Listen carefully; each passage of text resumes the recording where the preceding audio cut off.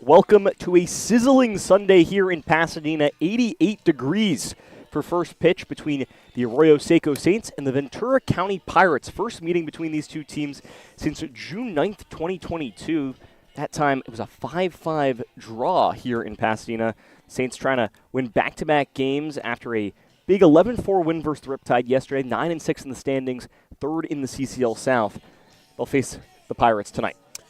Yeah, and the Pirates coming off an 11-8 win against the Sun Rays in their last game, and the Saints doing better. You know, got that 11-4 win against the Riptide last night here as well, and Michael Nunez will be tasked with continuing the winning ways for the Saints. Hasn't pitched in 9 days. Last appearance came on June 21st against the Academy Barons, where he went 3 innings, surrendering 4 runs on 5 hits, 3 strikeouts, and 3 walks.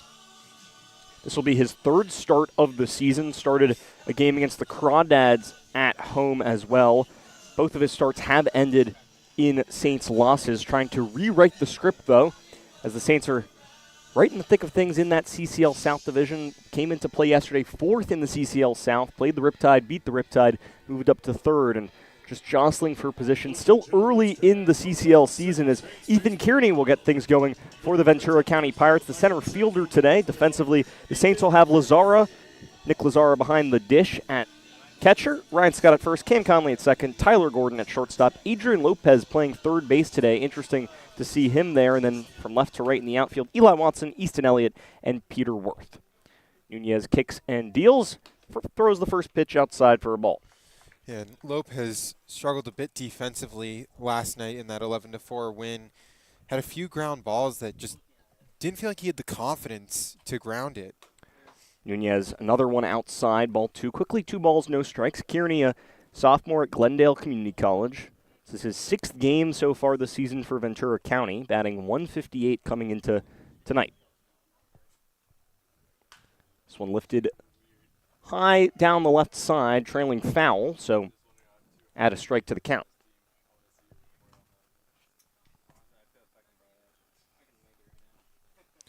Yeah, and for Kearney, a guy that's really struggled offensively, you know, you talk about the 158 batting average, also a 158 on base percentage as well.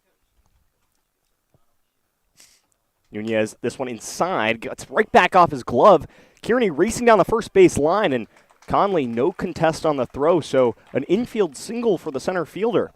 Quickly one on base here for the Pirates. Yeah, and that one just got right off Nunez, but nice play by Conley, at least trying to make a play on it, but Kearney too fast. So DJ Akiyama, in his 3rd appearance for the Pirates, gets his first crack at things here in the first inning from the University of Hawaii at Manoa. The middle infielder today, the shortstop for the Pirates. Nunez, another first pitch outside. Yeah, just only 8 plate appearances so far on the season. 2 hits, 1 RBI. Still looking for his first extra base hit. And both of those hits came in his last game against the Foresters. A righty versus lefty matchup here. Kearney at first base. 1 ball, no strikes. Make that 2 balls, no strikes. See, Nunez really struggling with command right now, trying to get the outer half of the plate, but unable to locate the strike zone. Just his 3rd start of the CCL campaign. His first appearance, Nunez, that came June 9th against the Oaks in a relief role, but the last 3 appearances for the Saints pitcher has come in as a starter. He's got a fastball, slider, changeup, and curveball. That fastball in the high 80s, slider in the high 70s, and changeup and curveball similar speeds at 78 and 76 on those 2 pitches. 2 balls, no strikes to Akiyama. Nunez deals. This one catches the plate for strike 1. It's a very late strike calling. I didn't know whether that was ball 3 or strike 1. Nunez tried to nestle it in there and found a home for that strike. Kearney reached base on that infield single. Nunez checks back at Kearney. Scott, nice play, but tag not in time.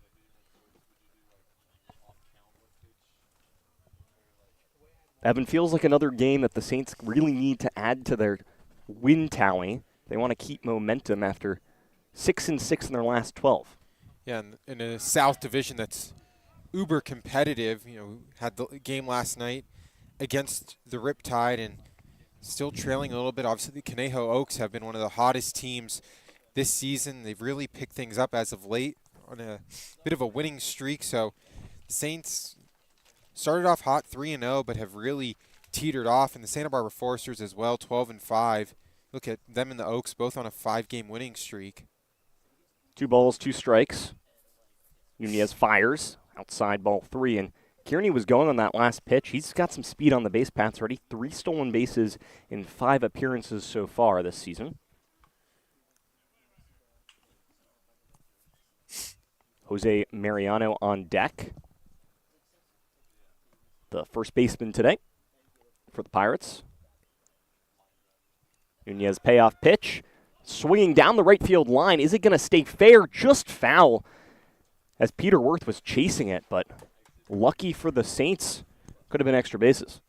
Yeah, definitely. It looked like it was heading down, maybe going to just nibble on the line, but luckily for Nunez, he gets one more chance, or at least one more chance to try to get out of this batter, get out of Akiyama. But we still see the speed from Ethan Kearney. He has a green light here with a 3-2 count. No outs here. Full count. Nunez has gotten deep into this at-bat. It's down 2-0. Tied things back up at 2 balls, 2 strikes, and then that pitch making it 3 balls, 2 strikes. Akiyama spoiled the last one, sending it down the right field line. Payoff pitch again. Runner goes. Lazara flings onto second base, but throw is offline, so wouldn't have mattered either way as walk will push Akiyama onto second, or Kearney onto second, and Akiyama gets his walk. Looks like that hit Kearney on the throw. It wasn't a great throw by Lazara. Kind of rushed it after the pop-up. So in comes Jose Mariano, his 6th appearance so far this season for the Pirates. Pirates just 3-7 of CCL affiliate teams, so they won't play the same brunt of a full schedule as your typical CCL teams. Mariano batting 400, 3rd on the team in batting average. 3 of his 6 hits are doubles this season. Had a couple RBIs in his last game, and 2 of those doubles came in his last game as well against the Foresters on June 28th. We see multi-hit performances in back-to-back games. He's got some major power, has hits in 4 of 5 games played. He's got 2 on here with no outs. Nunez checks back at Kearney at second. Goes home. Lazara flings back onto second. Gordon was trying to maybe confuse Kearney. It's a veteran play by the shortstop today. Good to see Tyler Gordon back in the lineup. I mean, after that injury against the Oaks, saw him a couple days ago and talked to him yesterday, and still mentioned that hand's still hurting a little bit. Yeah, and when we saw him yesterday, I took a look at his hand, and his thumb was still pretty swollen, so interesting to see him still in the lineup. Mariano bunts one up and back into the stands behind us. I've never seen a bunt have that much hang time. Got up in a hurry over the fence behind home plate here in Pasadena. Hopefully it starts to get a little bit cooler. Now 87 degrees, 88 at first pitch. But it's been an absolutely scorching Sunday here, Jackie Robinson Field. We're just getting started. 1 ball, 2 strikes. So lifted right side, trailing down the right field line. Peter Worth going out to make a diving effort, but not quite enough. Trying to track it all the way and ran out of real estate. You got a great read on that one right off the bat. Just unfortunately kept carrying towards the right side. If it maybe just stays up just a little bit longer, Peter Worth would have had a great chance on that. You see, Worth, another guy, kind of like Ryan Scott and Easton Elliott for that matter, just a lot of guys on this team that find themselves in different positions. 2 on, 1-2 count. And Mariano swings through a strike. How about that for Nunez? A big first out. Picks it up via the strikeout. It's a nice off speed in the dirt. get him to chase, and that's exactly what he did. So nice execution from Nunez, a much-needed first out. Gabe Juarez now getting an opportunity with 2 on, 1 out. DH today from Glendale Community College.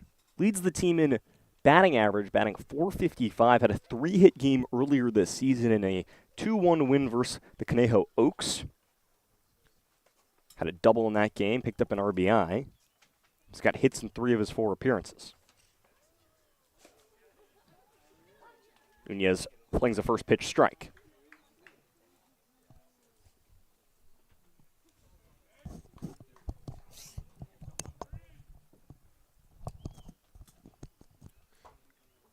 Yeah, we see just the 3-4 hitters for this Pirates team, both batting well over 300, obviously 400 and 500. A nice second out from Nunez.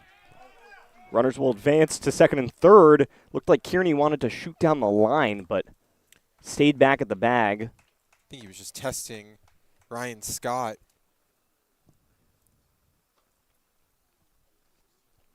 So that'll bring up Brandon Nguyen, the left fielder today.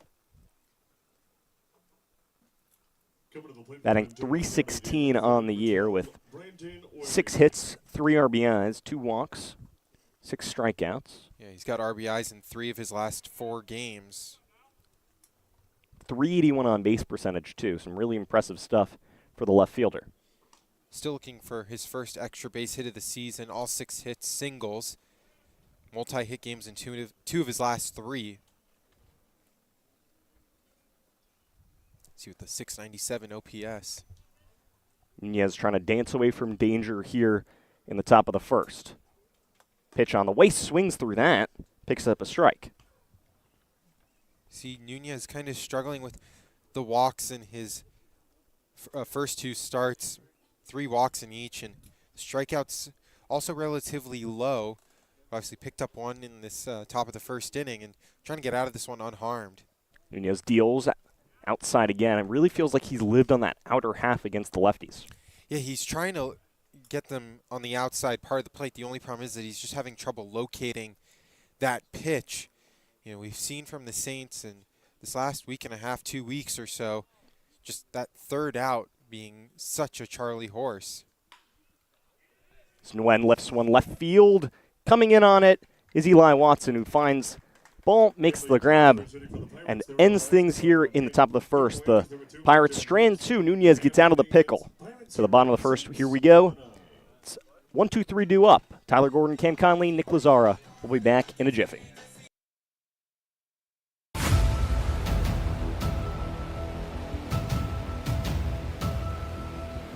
All right, hello and welcome everyone live from Jackie Robinson Field here in Pasadena. Evan Davis joined alongside Adam Beck, and it's the home opener for the Arroyo Seco Saints. Looks like it will hit into the gap. Yes, it will, and it will score a run off the glove of Pollock. That will score 2. It's quickly 4-0 at the top of the first inning for the Oaks. 3-1 offering, low and away for ball 4, and that will bring in the first run of the game. It's outside, ball 4. Fisher stumbling off the mound. The Saints just finding any way possible to get some runs, and they've now walked in 2 with the Saints as a pass ball gets away. 5-2 lead for the Oaks. 2-1 offering, that one down the third base. Beltowski will fire that one across. And 1 out now, but the runners advance to now be 5-3. First and second as they connect again. Carrillo did get a great read on that, and it's over his head. Ground roll double, and this game is tied. The 1-1 offering is connected on. That's in the left field, and that'll do it. The Saints come back down 5-2, and Peter Wirth walks it off.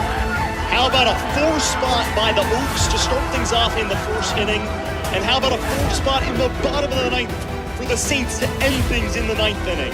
What a game for the Saints.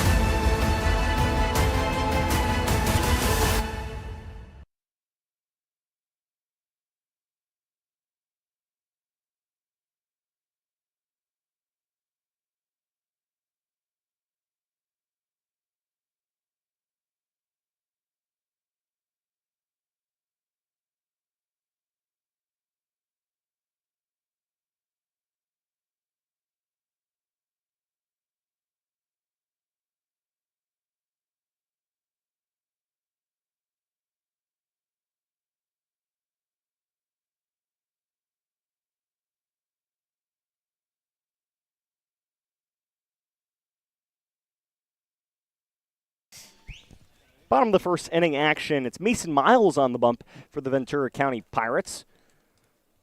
Tyler Gordon leading things off for the Saints. It'll be Cam Conley, Nick Lazara, Adrian Lopez, Easton Elliott, Ryan Scott, Eli Watson, Peter Worth, Crew McChesney rounding out the lineup. This is Mason Miles, who hasn't pitched since June 11th, his lone appearance. Gordon slaps one left field, trailing over to the left fielder, Brandon Nguyen, who makes that catch.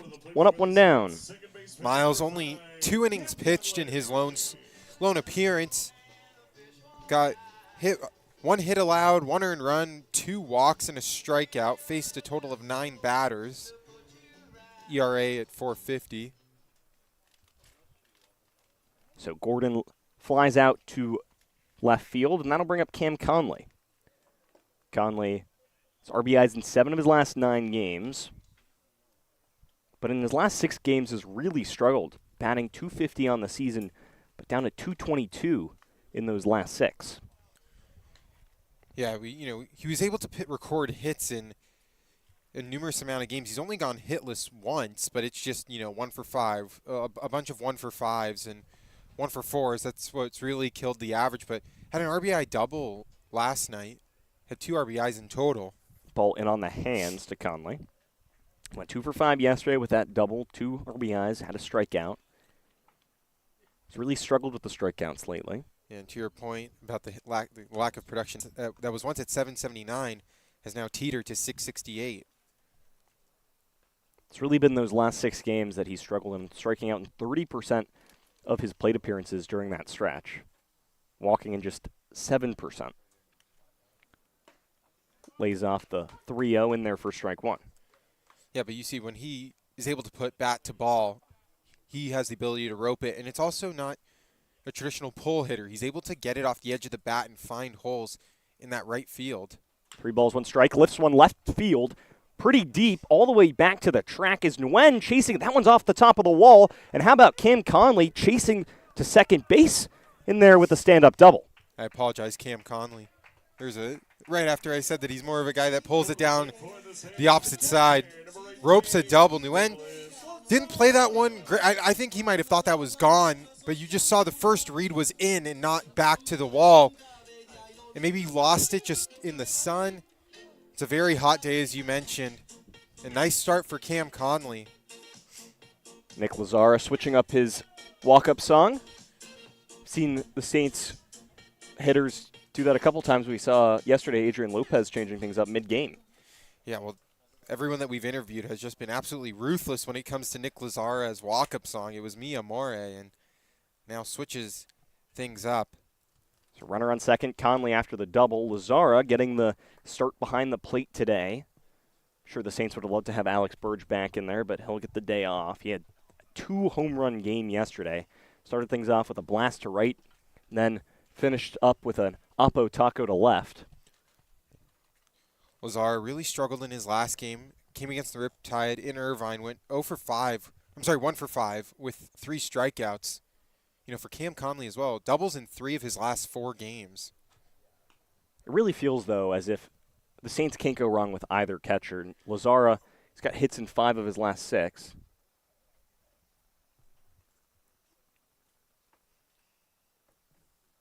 Four RBIs in his last 3 games.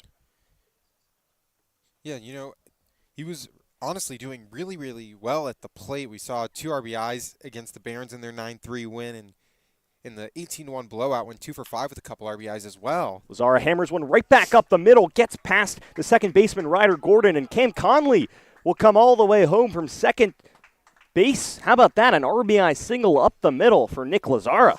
Yeah, nice read from Cam Conley. Right off the bat was running, and with his speed was able to pick up. He was able to come around and score. And for Nick Lazara, how about RBIs in 3 of his last 4 games? Brings his total up to 6 on the year. And for a guy that was really, really struggling, batting just 100 on the season, has seen his average now climb up to now 216 coming into tonight. Will increase after that at bat. Make that 5 of his 6 RBIs on the season in those last 4 games. He's been really hot lately. Won the Saints Player of the Week award last week for a hitter. It's Gio Sambito earning the Pitcher of the Week award as Adrian Lopez swings through a first pitch strike.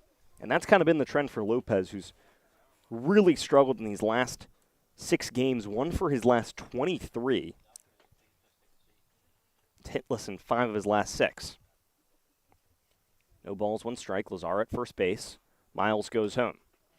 Ball low for ball 1. You talk about just 1 hit in his last 6 games. That 1 hit was an infield single that, with his speed, was able to reach safely. So has really just struggled getting the ball out of the infield into the outfield. And this was a guy that was one of the hottest hitters we saw, in that stretch from June 14th to June 19th. Multi-hit games all around with a bunch of RBIs. Lopez lays off. Lazar gets back to first. Mariano shouldered the ball down as throw from Brown behind the dish. Pirates line up defensively today with Brody Brown at catcher, Jose Mariano at first, Ryder Gordon at second base, DJ Akiyama at short, Evan Jaquez third base, and then right to left in the outfield, Robbie Tretto, Ethan Kearney, and Brandon Wen. 2 balls, 1 strike to the shortstop, now third baseman for today. And those last 6 games have just been brutal for Adrian Lopez. Only 1 RBI, no extra base hits, striking out in 36% of his plate appearances, and an on-base percentage at .179. Yeah, we've seen Lopez with the OPS once at 1169, now at 699. 3 balls, 1 strike. Lopez fouls 1 back. He liked that pitch. Yeah, just a fastball up or like middle up. Just got under that. If he connects on it, maybe see at least maybe at least through the outfield. Cam Conley scoring moments ago after Nick Lazara RBI single up the middle.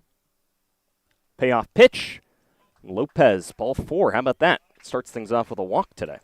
Yeah, and even with Lopez struggling to put bat to ball, on-base percentage still sitting at .351 coming into tonight. So he still found ways to get walks and find ways to at least get on base, set the table for the rest of this offense. Easton Elliott today playing center field. No Crew McChesney, Crew McChesney not playing defense. He's DHing today, but no Jacob Sharp today. Easton Elliott gets the call for center field. We've seen him at center field. We've seen him at second. We've seen him at third. So athletic out there. Now has an opportunity to potentially drive in some runs. Elliott lifts it left side. It's going to run out of real estate. That was Evan Jaquez chasing it down from third base. Yeah, there's a ton of room out. Kind of reminds you of like the Oakland A's stadium in a way. Just pop-ups. You kind of hope and pray that they continue to curl foul because there's so much space out there for an outfielder or a third baseman, shortstop to make a play. Elliott batting .345 on the year with a .444 on base percentage. OPS at .858. He's got sneaky power, 9 RBIs. Surprisingly, third on the team in batting average and RBIs. I'd say quietly, too. Hammers this one right back off Miles. It'll get into the outfield.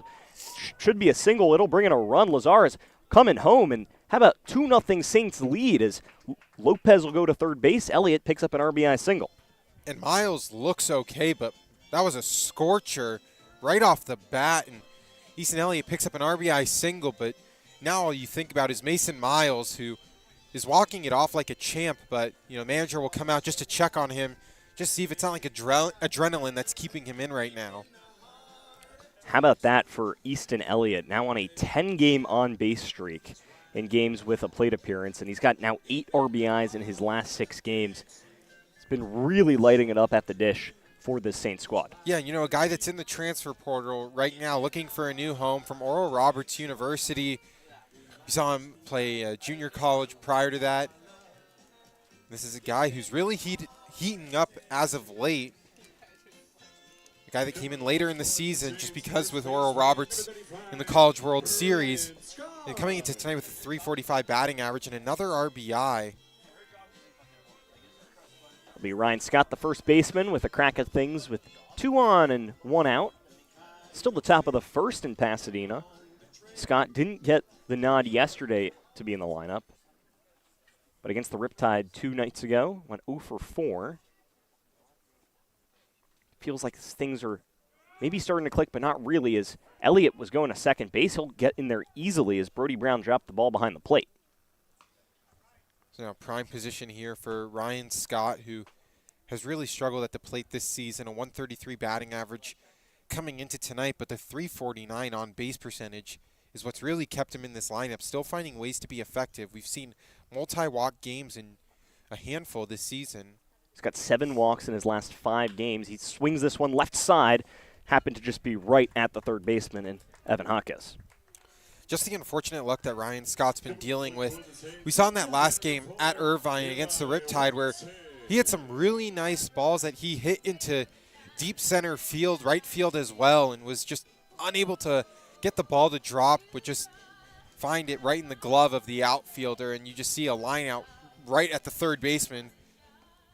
Didn't even have to move.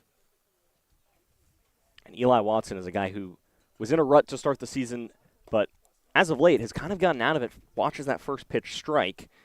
He's batting 188 on the year with a 409 on base percentage, but in the last 4 games, his 3 RBIs, his 3 hits, batting 273 with a 467 on base percentage. Yeah, and last 2 games has scored 3 times in each of his last 2 games. 2 hits last night in that 11-4 win against the Riptide with an RBI. 3 straight games with at least 1 RBI. You mentioned batting 429 on the season. Or, I'm sorry, on base percentage of 429. He's done a nice job for this Saints outfield. 1 ball, 1 strike. Miles, nice job there with the changeup. Goes off speed, pulls up the string, and fools Watson. Yeah, feels like maybe Watson was thinking fastball on that, the way he just swung a little bit early, and Miles surprises him with the off speed. Beautifully placed pitch as well. 2-0 the score here in Pasadena. Saints up early after Conley and Lazara touched home plate. Miles steps off the bump. It was Lazara who picked up a RBI and Elliott who picked up an RBI, both on singles that hammered right back towards the pitcher. 1 ball, 2 strikes. Watson lifts this right side fairly deep, and it gets past the glove of Robbie Tretto. He was going out to make a diving play. It was going to be a close play in right field. How about that? Another run will cross home plate, make that 2 runs as Elliott wheeling around, and it's now 4-0. Yeah, I'm guessing they'll credit Eli Watson with a double on that play. And you just see a 1-2 count, gets another off-speed pitch. It was a nice read by the right fielder, but just unable to make the full diving effort on the catch. And now a 4-run bottom first inning, and you like to see this offense starting to click again after struggles against the Foresters and the Riptide, where they only put together 4 runs in total in those 2 games. We see 11 runs last night, already 4 runs here tonight. Peter Wirth in the 8-hole with an opportunity to add to his RBI totals. Already got 3 on the year, swings through a first pitch strike up in the zone. Batting 263 with a 462 on base percentage. Wirth still searching for that first extra base hit of the season. Yeah, and Wirth is a guy who's really struggled as of late at the plate, but still find ways to be effective. Me personally, I believe he's the second most disciplined hitter after Alex Burge. Just the way he's able to work pitchers and force them to throw him strikes. Swings through another, no balls, 2 strikes, and don't know if that kind of goes to your point. Might kind of go away from your point. No, it doesn't. But, you see the way that Peter Wirth is just able to draw walks, currently walking at 23%. And it's a guy who doesn't really strike out a ton. Still 15.4% strikeout rate. This one inside. Might have probably wanted Peter Wirth to maybe take that off the thigh.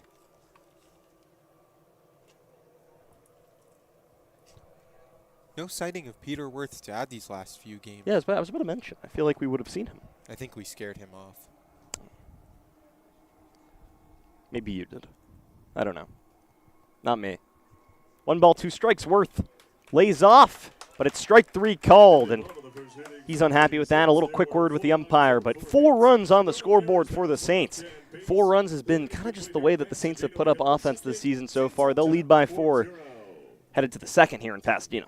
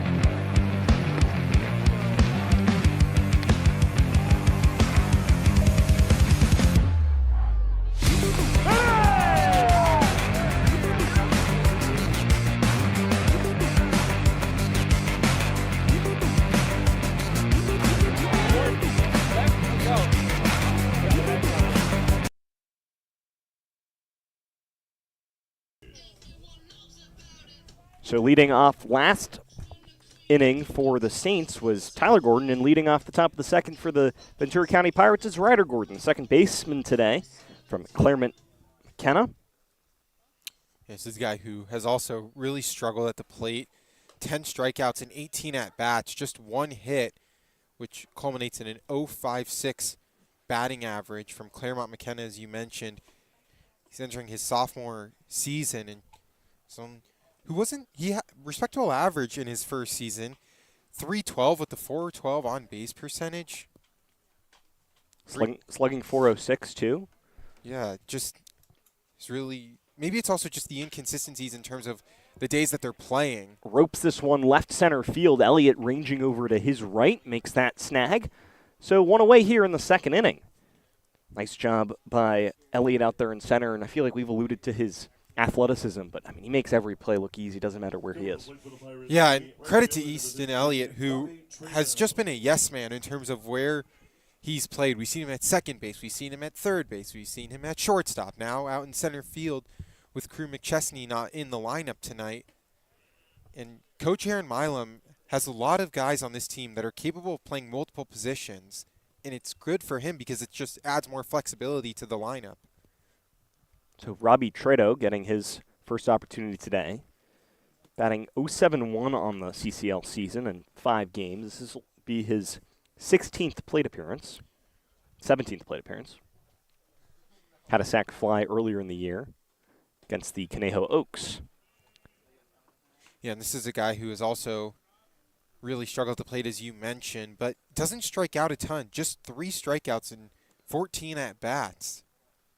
Batting average at .071. Chops this left side. Lopez trying to make the play. Now it's Gordon who flings it onto first, but he was never going to really have a chance at that. You thought Lopez might have been able to pick it, but the ball got past him, and Gordon on his back foot, all he could do was try and launch one over to first base, but really never had a chance. Yeah, that one took a bounce just at the last second. Made it hard for Lopez to field it, but, nice play by the shortstop over there, Tyler Gordon, who back in action. The thumb looks a little bit better. Obviously, we saw the throw, but just an off-balance throw as well. So Evan Jaquez getting a crack at things here. Senior at the College of the Canyons. Pops one up sky high over the infield. Nunez wanted it. It'll be Adrian Lopez coming in as Ryan Scott and him were being quite loud, saying, no, you got it, you got it. Yeah, usually you don't want your pitcher fielding pop-ups, but Nunez looked really ready for that one, and Lopez said, oh, heck no, you ain't trying to field that one. Lopez is like, nah, I got to put that on my highlight reel.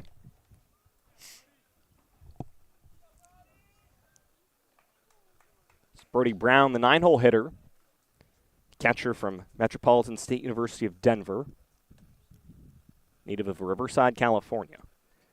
5 games so far this CCL season, batting .154, 7 strikeouts, 1 walk.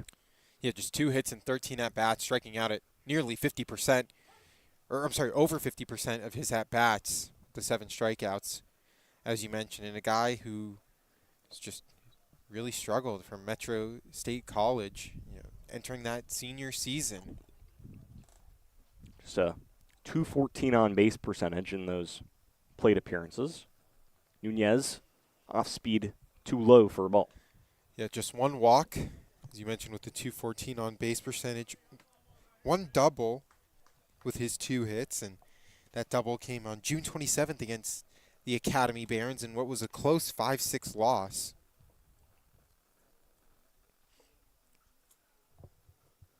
It's Tredo at first base. He's got a sizable lead. Another foul ball here. This time Brody Brown making it a 1-2 count. And this Pirates team just looking to also carry momentum after a win in their last game. And for the Saints, just a nice table setter in the bottom of the first inning, putting up a 4 spot, eliminating some pressure from Nunez, who's looked a lot sharper in this second inning. How about another off-speed pitch in there? Strike? No, I thought he got him. Thought he held up maybe just a little bit. First base umpire felt the same way. So I'll have to do it again, 2-2. True pitcher's pitch, 50-50 nibbling on the outer half. Brown thought about it but held up. 2 balls, 2 strikes, 2 outs, 1 on here in the top of the second for Michael Nunez. Nunez trying to get through 2 clean innings. Pitch tad low, run the count full. Good look from Brody Brown on that pitch. Nunez was trying to get him to be aggressive, swing at something, just given that it was a 2-2 count with 2 outs and a runner on first. So 3 balls, 2 strikes. Zara behind the dish today. It's Burge yesterday. Runner goes. Strike 3 looking. How about that? For Michael Nunez. Picks up another strikeout. Make that 2 strikeouts on the day. To the bottom of the second we go here in Pasadena. 9-1-2 due up. 4-0 Saints lead.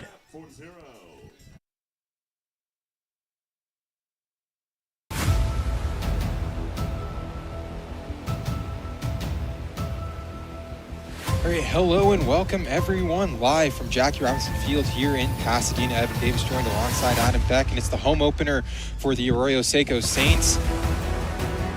Looks like it will hit into the gap. Yes, it will, and it'll score a run off the glove of Pollock. That will score 2. It's quickly 4-0 top of the first inning for the Oaks. 3-1 offering, low and away for ball 4, and that will bring in the first run of the game. It's outside, ball 4. Fisher stumbling off the mound, and the Saints just finding any way possible to get some runs, and they've now walked in 2 with the Saints as a pass ball gets away. 5-2 lead for the Oaks. 2-1 offering, that one down the third base. Beltowski will fire that one across. And 1 out now, but the runners advance to now be 5-3. First and second as they connect again. Rio did get a great read on that, and it's over his head. Ground roll double, and this game is tied. The 1-1 offering is connected on. That's in the left field, and that'll do it. The Saints come back down 5-2, and Peter Wirth walks it off. How about a 4 spot by the Oaks to start things off in the first inning? And how about a 4 spot in the bottom of the 9th? For the Saints to end things in the 9th inning. What a game for the Saints.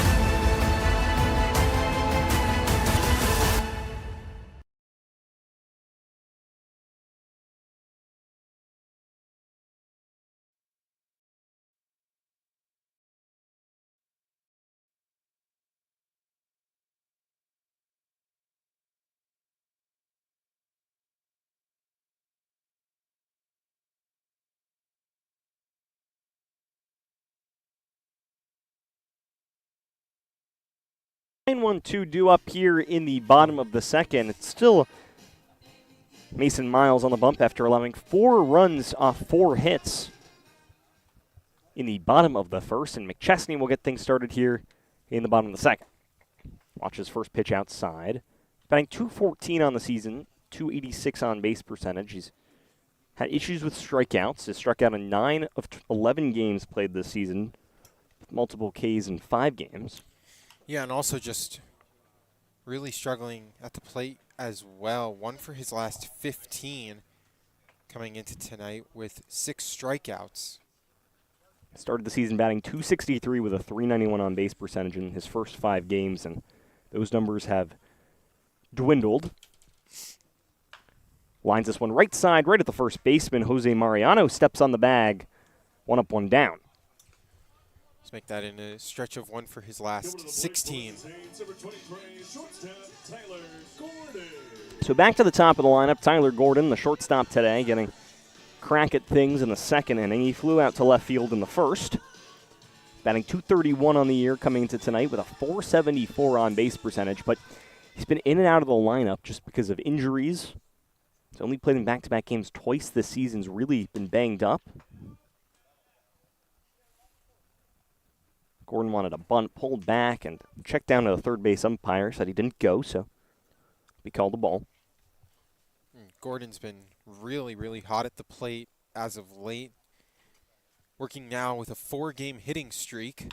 Gordon slaps one right side, right at Mariano. How about a pair of really nice plays by the first baseman for the Pirates and back-to-back at-bats. Wow, if he doesn't glove that one, that's a double down the first base line. So he definitely robbed extra base hit away from Tyler Gordon. Nice glove over there at first base.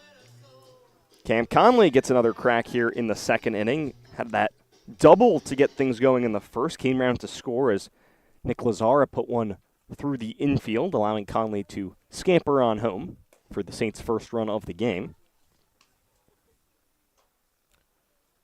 Conley's now got doubles in back-to-back appearances for the Saints squad. Had a double against the Riptide in his last game, and now a double in the first inning against the Pirates. Yeah, this is a guy in Cam Conley, you mentioned, has been a little bit on a cold streak, but as Tyler Gordon alluded to yesterday, just in generality, that's baseball. And it's a long season, not going to be perfect all the way through. But a guy in Cam Conley that when he does put bat to ball, it has a lot of power. Miles trying to fling a 1-2-3 inning here after allowing the 4 runs in the bottom of the first. Saints on top 4-0. Conley lays off, strike 3 looking, and Cam Conley continues to find strikeouts. Now on a 7-game strikeout streak. It's been tough for him late, but Saints still. On tap 4-0.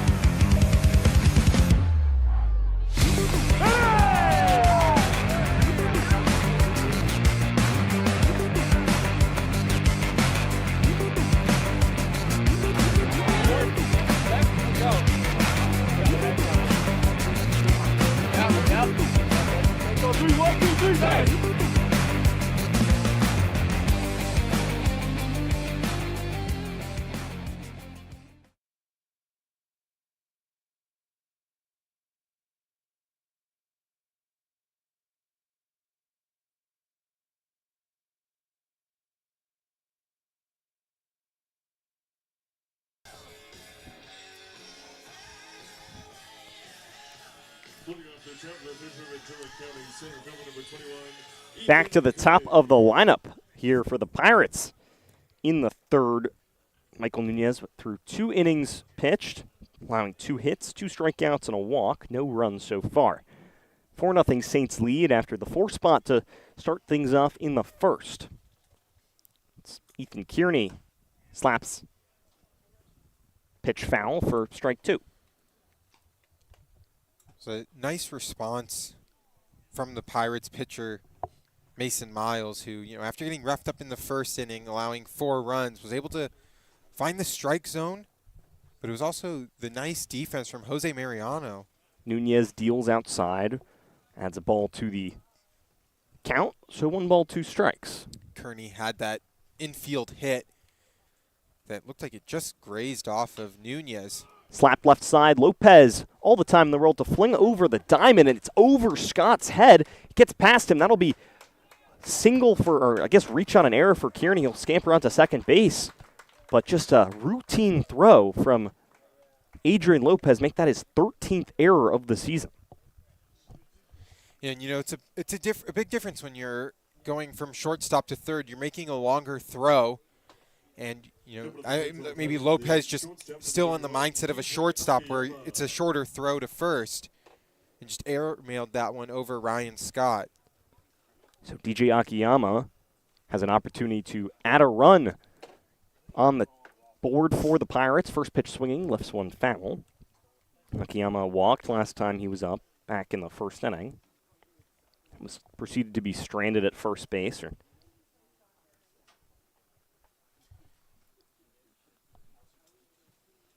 But, the defensive issues for the Saints is what makes it really hard on their pitchers, because now Nunez, he did everything he needed to do. Got a ground ball, potential first out, and now you're talking about a runner in scoring position with no outs. It changes your mindset completely.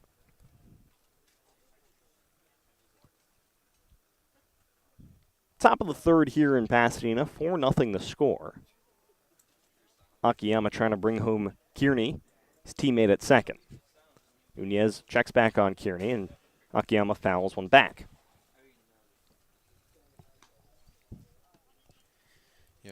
Akiyama coming into tonight, the respectable batting average at 250. Granted, he's only played in 2 games, but still just trying to find ways to put bat to ball.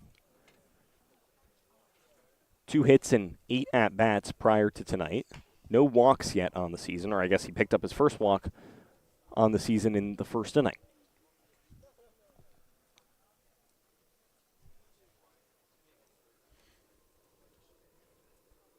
Nunez trying to work out of the error from Lopez, and it's kind of been the storyline of his season as the bat started to cool down, the error started to increase. Bat hasn't really come back for the shortstop turned third baseman today. Yeah, just been unfortunate, really. Lopez always has a smile on his face when he's here at the field, and just you want to see him succeed, but just a routine ground ball, unable to field it. Nunez, 2 balls, 2 strikes, low for ball 3, so runs the count full, and after getting that ground out, now on the ropes of potentially adding another base runner. At the Riptide in that 14-1 loss, where errors were just allowing the Riptide to score an abundance of runs. Akiyama chops another one foul, landing in the stands, harmlessly bouncing out of play.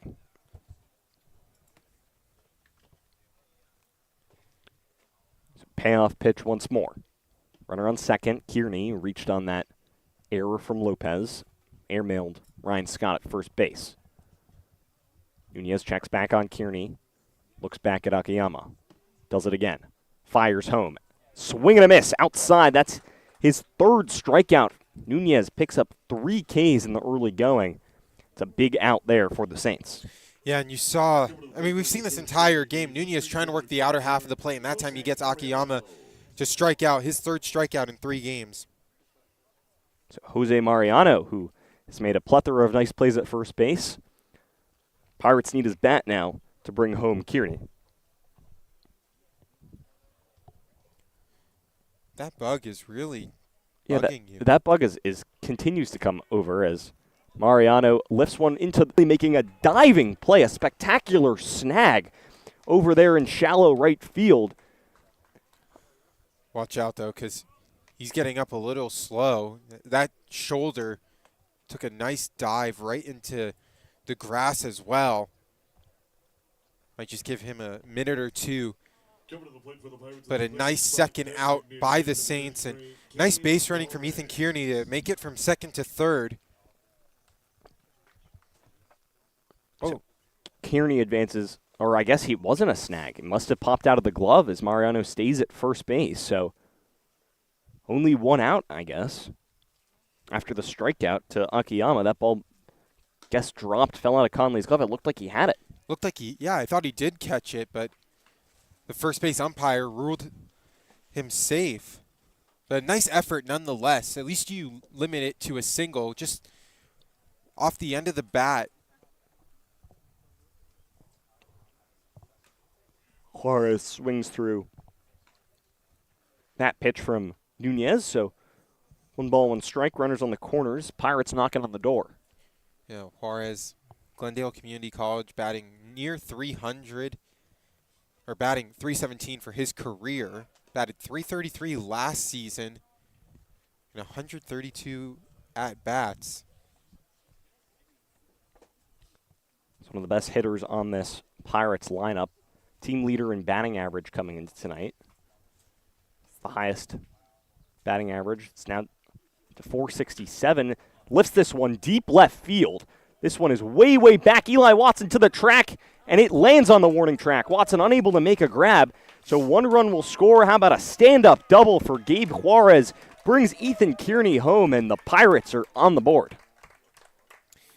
You just remember the error that started this inning off, and so it'll be an unearned run for Nunez. But you just see the confidence kind of die down. He was really working through this inning. He could have had a potential of 2 outs, and that runner doesn't advance. But still at least a 3-run cushion as Nunez gets a talking to. And Eli Watson, he thought that was gone, and you saw he had a nice run to the track, looked up and saw that it just had bounced off the wall. Nice throw to get that one in quickly to at least keep it at 1 run. It almost looked like he ran to the wrong spot. I don't know if he had trouble locating the ball. He went back, looked like he had it, and the ball just landed about maybe 7-10 feet to his right.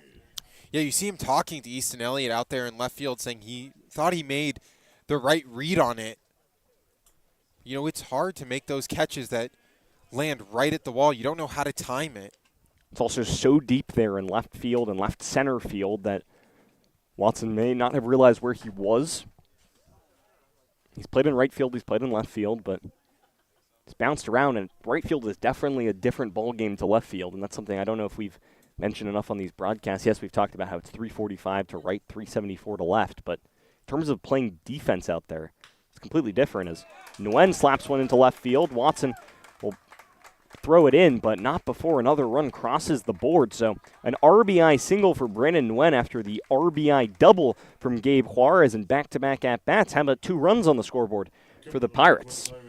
Yeah, they've really started cooking here offensively. We saw Nunez, find ways to navigate out of traffic, and right now, runners at the corners with just 1 out for Ryder Gordon. So an RBI single for Nguyen. Now 2 on, only 1 out for this Pirates offense that's starting to come to life.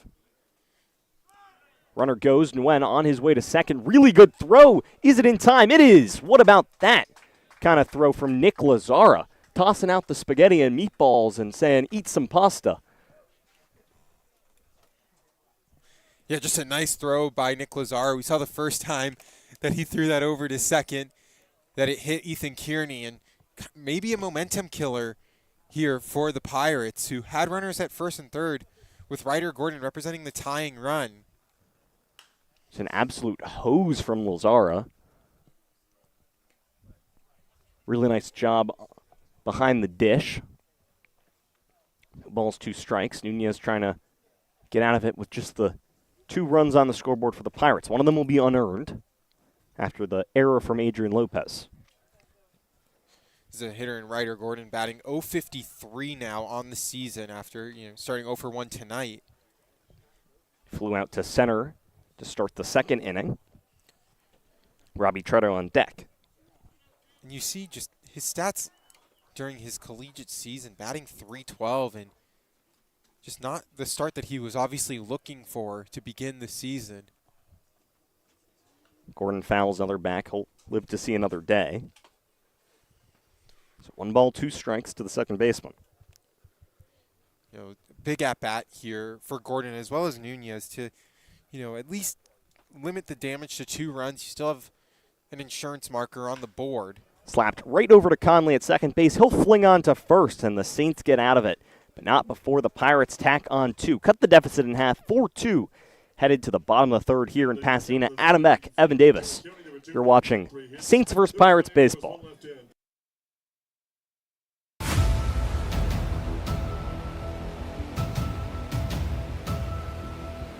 All right, hello and welcome everyone live from Jackie Robinson Field here in Pasadena. Evan Davis joined alongside Adam Beck, and it's the home opener for the Arroyo Seco Saints. Looks like it will hit into the gap. Yes, it will, and it will score a run off the glove of Pollock. That will score 2. It's quickly 4-0 top of the first inning for the Oaks. 3-1 offering, low and away for ball 4, and that will bring in the first run of the game. It's outside, ball 4. Fisher stumbling off the mound. Saints just finding any way possible to get some runs, and they've now walked in 2 with the Saints as a pass ball gets away. 5-2 lead for the Oaks. 2-1 offering, that one down the third base. Beltowski will fire that one across. And 1 out now, but the runners advance to now be 5-3. On first and second as they connect again. Carrillo did get a great read on that, and it's over his head. Ground roll double, and this game is tied. The 1-1 offering is connected on. That's in the left field, and that'll do it. The Saints come.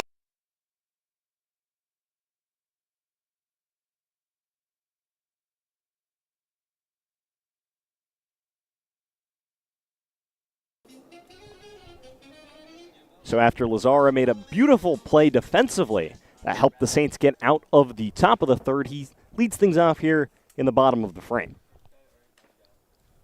First pitch swinging, traps one foul off maybe his leg. It looks like it just got the inner calf.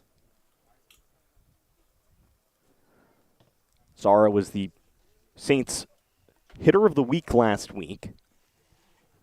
Gio Sambito, the pitcher of the week. He's no longer with the team, had to go back to the Air Force, serving his country.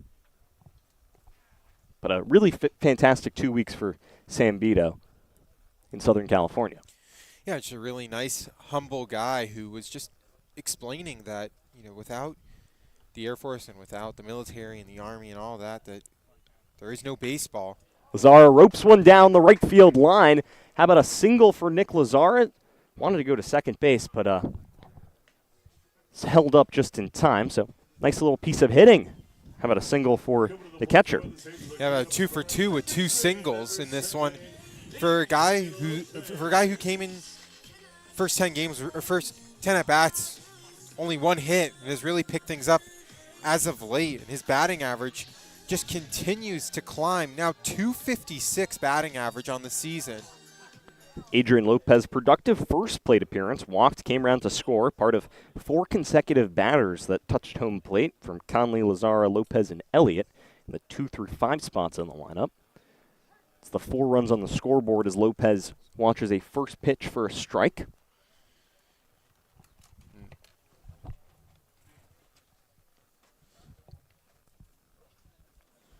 Lopez just looking to get things going here offensively in this one. Miles flings back to first to check on Lazara. Lazara has had a couple stolen bases this year, has shown some speed on the base paths at times. Lopez walking in his first at-bats. We talked about the on-base percentage continuing to climb. Lopez pops one right behind our heads here over towards the fans behind home plate. Fiji watered down. Fiji watered down. You might have to get Dasani next time. Maybe Aquafina. Dasani. What's the water bottle no free of? plugs here. What's the water bottle of? We have Arrowhead. Is that a California thing? I think so, yeah.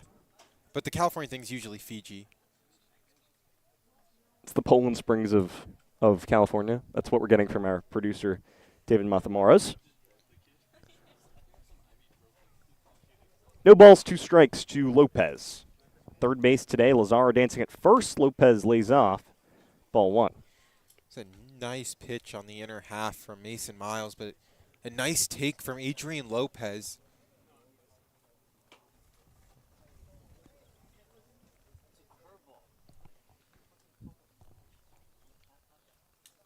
Zara still at first. Miles flings the 1-2. Low and away for ball 2. Nice hold up again by Lopez. We've seen times in the past him trying to swing and chase the outer half. That time holds up, and Easton Elliott looming on deck with a batting average now at 367 on the year. It's interesting, just with how hot of a bat Easton Elliott has, he still finds himself in that 6-7 hole.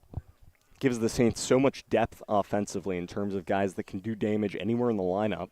And that's why I was going through the stats last night, but surprised that he was 3rd on the team in batting average, 3rd on the team in RBIs coming into tonight.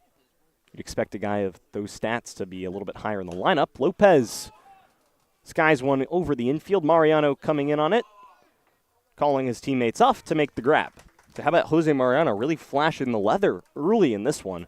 He's already made a couple of really nice plays and gets that pop out. Yeah, he's been very active in this one, and I thought he might have lost that in the sun. You could see him using his glove to shield his face and was able to make the catch. And Mariano has just made some incredible snags over there at first base, has really made life a little bit easier for Mason Miles, who got roughed up in the first inning but has looked really solid through these last inning and a third. So with hits in 7 of his last 8, it's Easton Elliott back to the dish after singling with an RBI in the first, came around to score 2.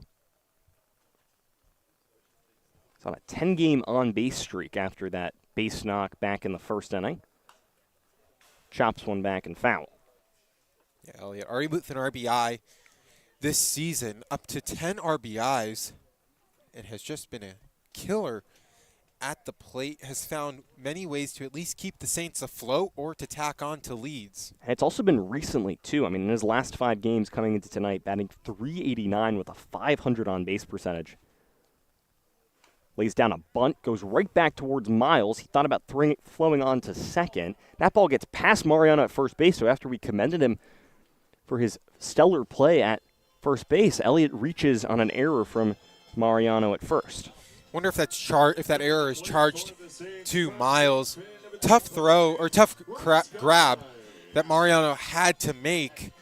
Ball that was in the dirt, but nonetheless, now runners on first and second, and Elliott was trying to chop that one down the third baseline, but the ball ricocheted off home plate and right into the glove of Miles. So Ryan Scott with an opportunity to add to his RBI total on the season. 4 RBIs on the year. He's got a runner in scoring position, Lazara, at second base. And he's got speed. He's got 4 stolen bases on the year. He's unafraid to run. We've seen the Saints be so aggressive on the base paths this season. Coming to tonight with 37 stolen bases, atop the CCL. And also, after a barrage of homers yesterday, now up to 10 home runs in the year. Second in the conference. So now both teams have been charged with an error. Saints 4 runs on 5 hits in this one. Scott lined out to third base in his last plate appearance in the first inning. The ball that was hammered. This one's chopped right back up the middle. It's going to be Akiyama trying to make the grab. Flings onto first in time to get Scott, but runners advance 90 feet, so be 2 runners in scoring position for Eli Watson. And Ryan Scott did his job. Got both runners to advance, and now Eli Watson with a chance with 2 runners in scoring position, get that lead back up to 4. So Watson, after the double, picked up 2 RBIs in that first inning. It's really come alive of late. The first time this season, he's got a batting average over 200 and lifts this one down the right field line. It's fair. Another extra base hit for Eli Watson. He'll pick up 2 more RBIs, make that a triple. It's Watson coming around to third base, slides in there. How about the piece of hitting from Eli Watson? Already has 4 RBIs in this ball game. Gets 2 more in this at-bat. I don't know what has changed over these last handful of games, but Eli Watson just finding himself in the 8 spot, 9 spot of the lineup. But what a spark plug he's been. You mentioned already 4 runs batted in on the season. That's more than he had in any of his previous games in the 8 previous games coming into tonight. And a guy who has found hits in back-to-back games with now a 2-out, 2-run RBI triple to give Nunez a little bit more cushion. Make that 3-game hitting streak for Eli Watson. He's got multiple hits in his last 2. He's got RBIs now in his last 3 and came into tonight with 3 RBIs on the season. Has picked up 4 in the first 3 innings. Let's make that 7 ribbies for the left fielder. 6-2 on the scoreboard. Saints in front. Saints 8-1 this season when scoring at least 6 runs. Yeah, we've seen this Saints offense, and this is what we're used to seeing. We've seen them teeter off a little bit during this 6-6 run, but you know when they're clicking, and you mentioned the depth. There's so much of it. Worth swings through a Miles breaking ball for strike 2. Just a nice bit of hitting from Eli Watson, who was able to find just that little bit of room right off the foul line. Watson stranded at third. Worth swings through another. Back-to-back strikeouts for Peter Worth. But how about Eli Watson doing his best Jacob Shart impression without Shart in the lineup tonight? Picks up extra base hits in his first 2 at-bats. Said, hey, Jacob, I saw what you did against the Academy Barons earlier this week. I'm going to try it here tonight against the Pirates. Saints lead 6-2.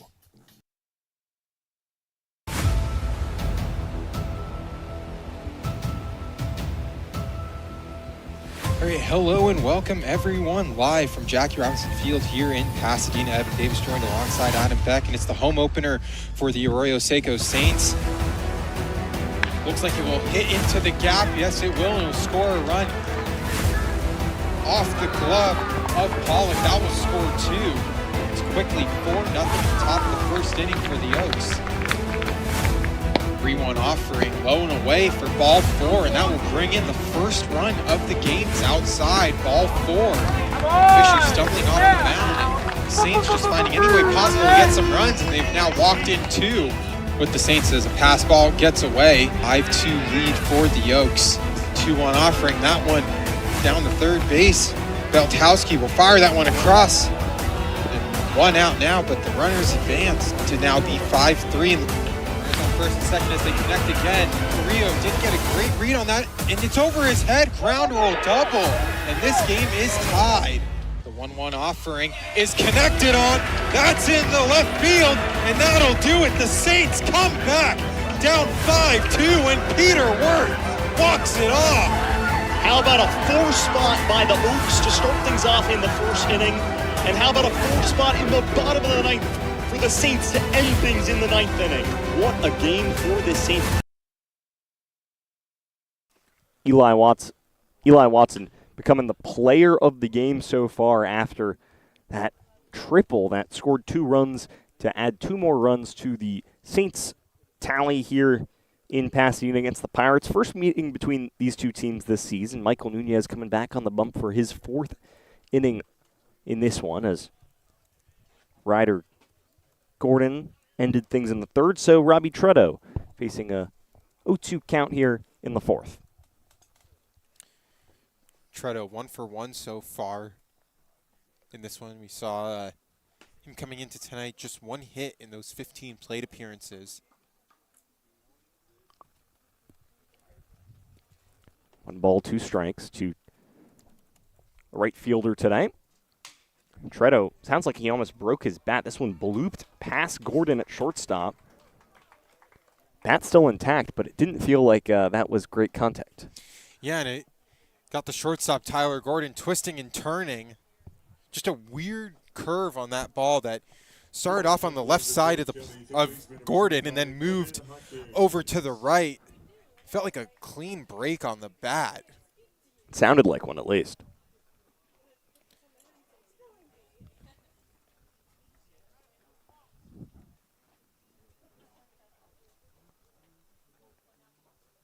So Truddo starts things off with a bloop single, and Jaquez trying to do that too. Gordon playing a little bit of mind games, pretending to fling a make-believe ball, but 2 bloop singles in back-to-back at-bats for Truddo and Evan Jaquez in the 7 and 8 hole, and that brings up Brody Brown in the 9 hole with an opportunity to kind of claw his way back into this game in terms of getting the Pirates back on board. Yeah, and you see Nunez going like, my God, like I haven't given up loud contact, and yet there's a runner on first and second with nobody out. And for Brody Brown, a great opportunity here to really get the bat in this one.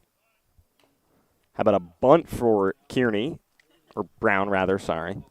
And how about Ryan Scott already at home plate before the pitch was even thrown? He was ready. He saw it all the way.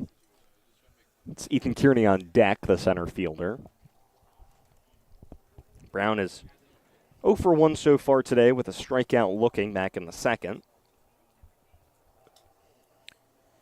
And Brown now batting 143 on the season. Just not what he was hoping for. Obviously, actually spent last year here too.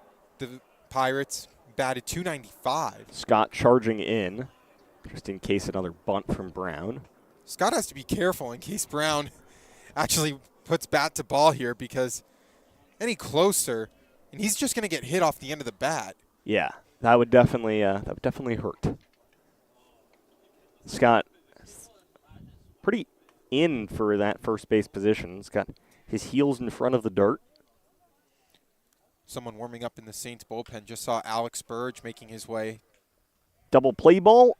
Oh, they tried to go from second to third base, but a really nice job from Robbie Treader to get back to third in time. So a fielder's choice for Brody Brown. Runners now on first and third. How about the IQ, though, from Cam Conley? Treader, was doing that, hey, are you going to throw it, are you going to, or not? And Cam Conley, he has a cannon of an arm.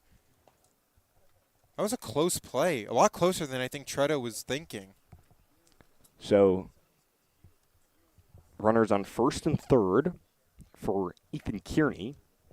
Kearney singled back in the first, reached on an error from Adrian Lopez in the third, and came around to score. That was the first run of the game for the Pirates. Trail by 4 here in the fourth inning. Very satisfying scoreboard. 6 on the far left, 4 in the middle, and 2 on the far right. The Jackie Robinson Field scoreboard. This one's pummeled right back up the middle. Gordon on to Conley at second base, and Conley wanted to fling to first, but the speed down the line from Kearney, too much. So a fielder's choice for Kearney, picks up another RBI, and it's a 6-3 ball game.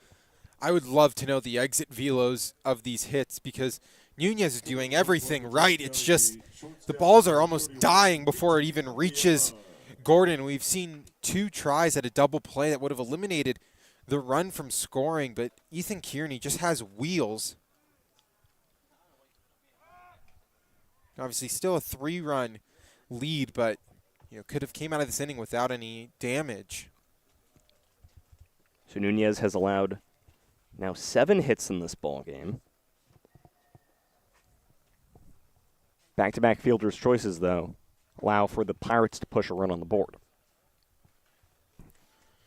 In the 7 hits, I don't think Nunez will pay attention to as much. I think just getting soft contact is what is really going to be the positive coming out of tonight.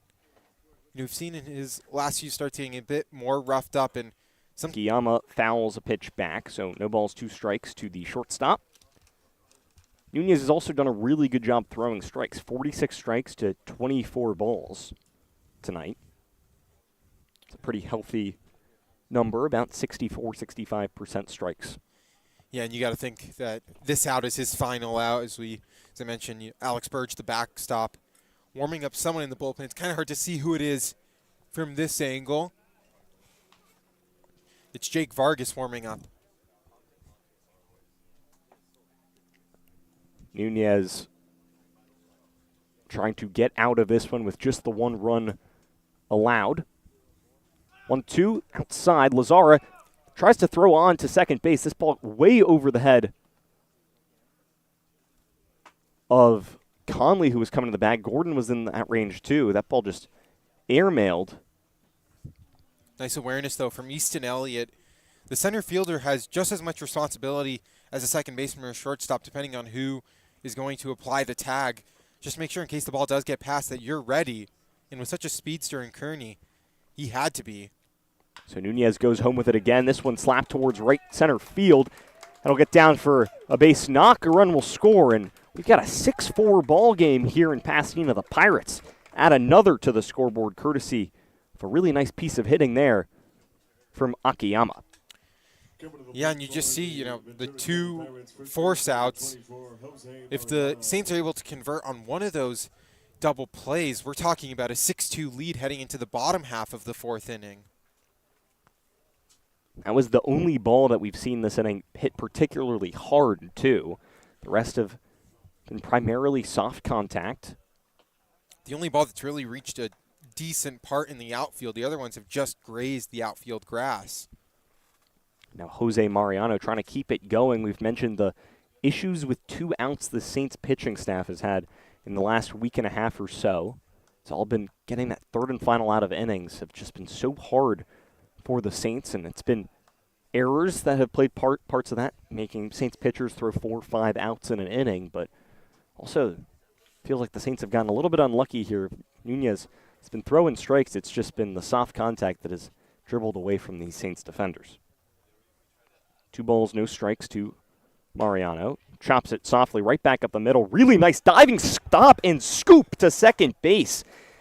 Nice little bit of teamwork between Gordon and Conley. The shortstop to second baseman connection, but not before the Pirates tack on 2. 6-4 now. You wonder if we'll see Michael Nunez in the 5th.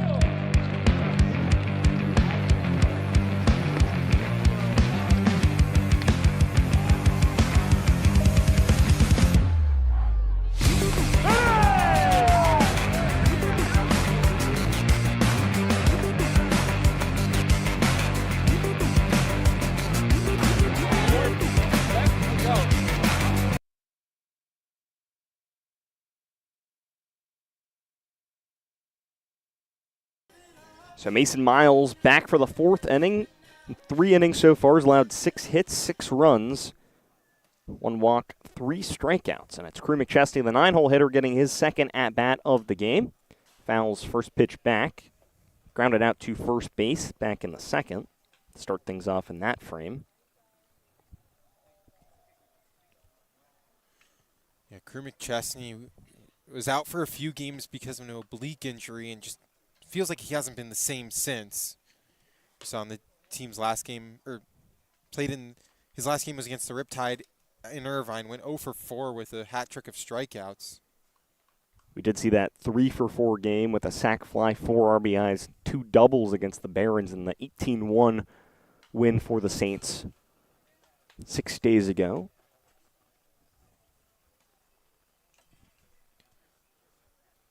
Yeah, McChesney, when he gets on the base paths, he's an immediate threat. We've seen the stolen bases and also just the hit and runs. The only issue is that he struggled getting on base as of late. The on-base percentage at .286. This one blasted towards right field, but foul the entire way. McChesney way out in front of it, and it's been the strikeouts for McChesney that have really plagued him.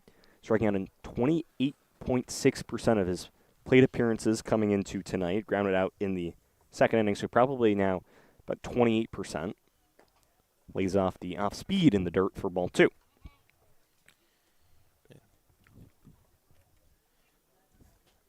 This Pirates offense really coming to life in these last 2 innings, contributing 2 runs in each of them. One right back up the middle, got past the glove of Miles, and a single right through the middle of the infield for Crew McChesney. You don't have to hit him hard. The Pirates showed the Saints that in the top half of this frame, and McChesney's aboard on that softly hit single. Yeah, and you mentioned, as I mentioned earlier, just becomes that immediate threat as we'll get a pitching change here. It looks like the end of the road for Mason Miles tonight. Miles, that was his 7th hit allowed. 6 runs on the scoreboard. Not necessarily all courtesy to him. 5 earned as Elliott came around to score after an error. It might have been an error off of Miles, but we'll have to check on how that was ruled. Take a quick step aside here as Pirates go to the pen for a little bit of a pitching change. Saints lead by 2. 6-4 the score here in Pasadena. Adam Beck. Saints baseball.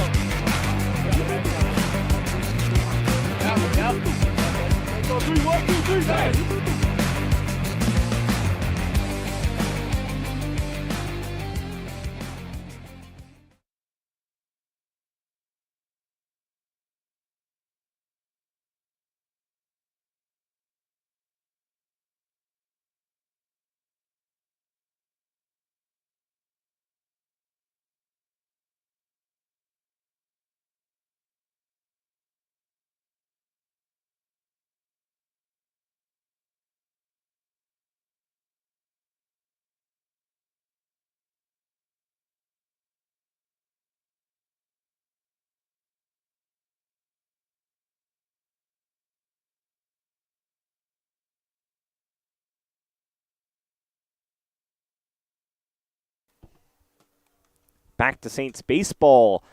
The Pirates making a little bit of a pitching change, going from Mason Miles, the righty, to another righty in Joseph Perez, the junior at Glendale Community College. It's going to be his 4th game this season for this Pirates squad. He's a guy that the Pirates have gone to a plethora of times. A 5.58 ERA, 9 2/3 innings pitched, 13 strikeouts to 6 walks, and has allowed 10 hits. He'll face Tyler Gordon at the top of the lineup and Crew McChesney at first base. And Tyler Gordon making that incredible diving grab to end the top of the 4th inning. The Pirates were looming offensively, and Gordon, which is the nice snag and the toss right to Cam Conley to get Nunez out of the inning. No balls, 1 strike to Gordon. Back in the lineup after dealing with that hand injury on his throwing hand as this ball gets away from the first baseman in Mariano. McChesney zooming around the bases. Normally just see guys tag up an extra 90 feet, but with McChesney's Jets, he gets 180. Yeah, and we've seen, even with Easton Elliott last night, the Riptide running into a bit of trouble trying to execute a pickoff move, and that's just due to the threat on the base path that Crew McChesney and Easton Elliott carry, and with that, McChesney's able to round third, and now all Gordon has to do is put a ball in play, bring home McChesney. Gordon has 1 RBI on the season so far. He's 0 for 2 today at the top of the lineup.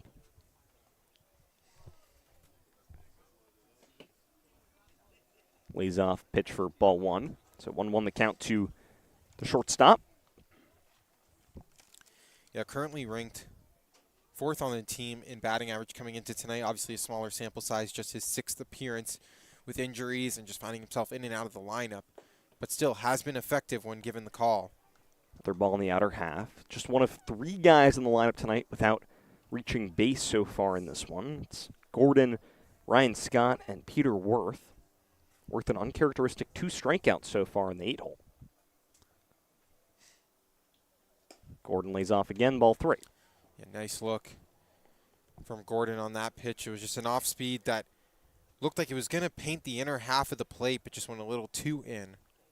Perez played for Brooks in the West Coast Baseball League last summer. Went 0-2 with 5.63 ERA, 13 strikeouts. Gordon chops one back foul. He pitched 16 innings for Brooks last summer and has been at Glendale Community College the past 2 seasons. He's gone at least 3 innings in all 3 of his appearances so far. None of them have been starts to the season for this Pirates squad. Payoff pitch. See the infield in. Perez fires. Gordon slaps it deep center field. It'll be plenty deep for McChesney to score from third, especially with his speed. So how about a sac fly for Tyler Gordon? 7-4 the score here. Saints up by 3. Beautiful at bat from Tyler Gordon. Just got under the 3-1 pitch, slapped it foul for 3-2. We saw the infield come in and just did everything that he needed to do in order to get Crew McChesney home. Deep enough to score him, but honestly, it feels like anything is deep enough to score Crew McChesney. Yeah, it could be a bloop to the pitcher, and you feel like Crew McChesney would probably go and have a chance. Such an athletic guy. Good to see him plate a run across the board for the Saints, especially a guy who's kind of been in a cold streak. Good to see him get a single. It's Cam Conley, who doubled back in the first, came around to score, and then struck out. And it's really been issues for Cam Conley putting good at-bats together in the same game. It's typically been 1 or 2 at-bats that he's been productive in these ball games, but hasn't been able to string consecutive at-bats together that have really added to the Saints' offensive output. And I already had the double earlier today, who came around to score, but the strikeout right after that faces a 1-1 count here. Yeah, batting average now up to 259 on the season with those 12 RBIs. And we talked about how he and Josh Livingston maybe have a friendly battle going on. I mean, we'll have Josh Livingston in the 6th inning. We could definitely ask him that question of, is there a little bit of friendly competition going on between the two of them? Livingston, Shart, Conley, all these guys have good amounts of RBIs. Burge, too, after 4 RBIs yesterday. Eli Watson adding 4 in this game. Saints coming into tonight with 91 RBIs as a team, 3rd most in the CCL. Conley has 13 of them. He's got 5 extra base hits on the year, too, now, after the double earlier in this game, and picks up a walk. So 2 good plate appearances so far in his 3 opportunities tonight. Sorry, I did get Shart and Livingston confused. Shart with 15 RBIs on the season, and Conley now picking up another one as well. So they've been going back and forth, it feels like, this entire year. Yeah, Conley was the leader for a good part of the start of the season, had 10, kind of plateaued, as Jacob Shart had, impressive game after impressive game. I mean, this guy's already got 2 4-hit games this season. Not in the lineup tonight, but getting a much-deserved day off. And now one of the hotter hitters in this lineup. Zara with back-to-back singles, picked up an RBI in the first, came around to score both of his times that he singled in the 1st and 3rd inning. Now an opportunity here in the 4th, already 2 for 2 today. And Zara picking up that RBI, as we mentioned, in the bottom of the 1st inning, getting Cam Conley around from 2nd to home. Perez pummels that one, and just a simple line out to the second baseman, as Conley was going on to second base and came back in time to first, didn't want to get picked off. Just a mental mistake that was from Gordon. I don't even know how to describe what happened. He threw to second instead of first. He threw it to second instead of first, and you hear the coaches saying double play because Cam Conley was ready to run, and we thought that he almost got caught off there. And if Conley comes around to score, I wonder if Gordon gets an earful. Yeah, really surprising move. It's just you don't really see that often. It was kind of confusing why he threw on to second base. Everyone kind of looking up for a second, like, there's no one going. You know, that was just a very confusing play. I'm sure he'll think about that one later. At the end of the day, that's why you make those mistakes. You make those mistakes, you don't make them again. I'm sure it's a teachable moment. 1 ball, no strikes to Adrian Lopez. 2 outs here. Lopez watched the off-speed stuff for a strike. Wonder if Cam Conley maybe gets a green light. We've seen him at least attempt in hit and runs to get stolen bases. Saints squad, it feels like everyone has the ability to snag a bag. 7-4 ball game. Lopez, there's a single. How about that for a base knock? Adrian Lopez getting out of the hitless streak. He was going 1 for his last 24. Make that 2 for his last 25. Yeah, and it also just wasn't a cheap infield single. That ball was belted off the bat into left field for a base hit. You know, maybe that gets the confidence going. Just seeing one go your way. We've seen his at-bats where it's line-outs, it's fly-outs, where he's putting decent contact on the swing, just unable to find a hole. Easton Elliott has made it to first base in both of his plate appearances. The first inning was an RBI single, and the 3rd inning reached on an error. This one slapped towards the right side, and Ryder Gordon, no mistakes this time, flings it on to first base. The Pirates get out of it. 7-4 the score here in Pasadena. Saints on top by 3.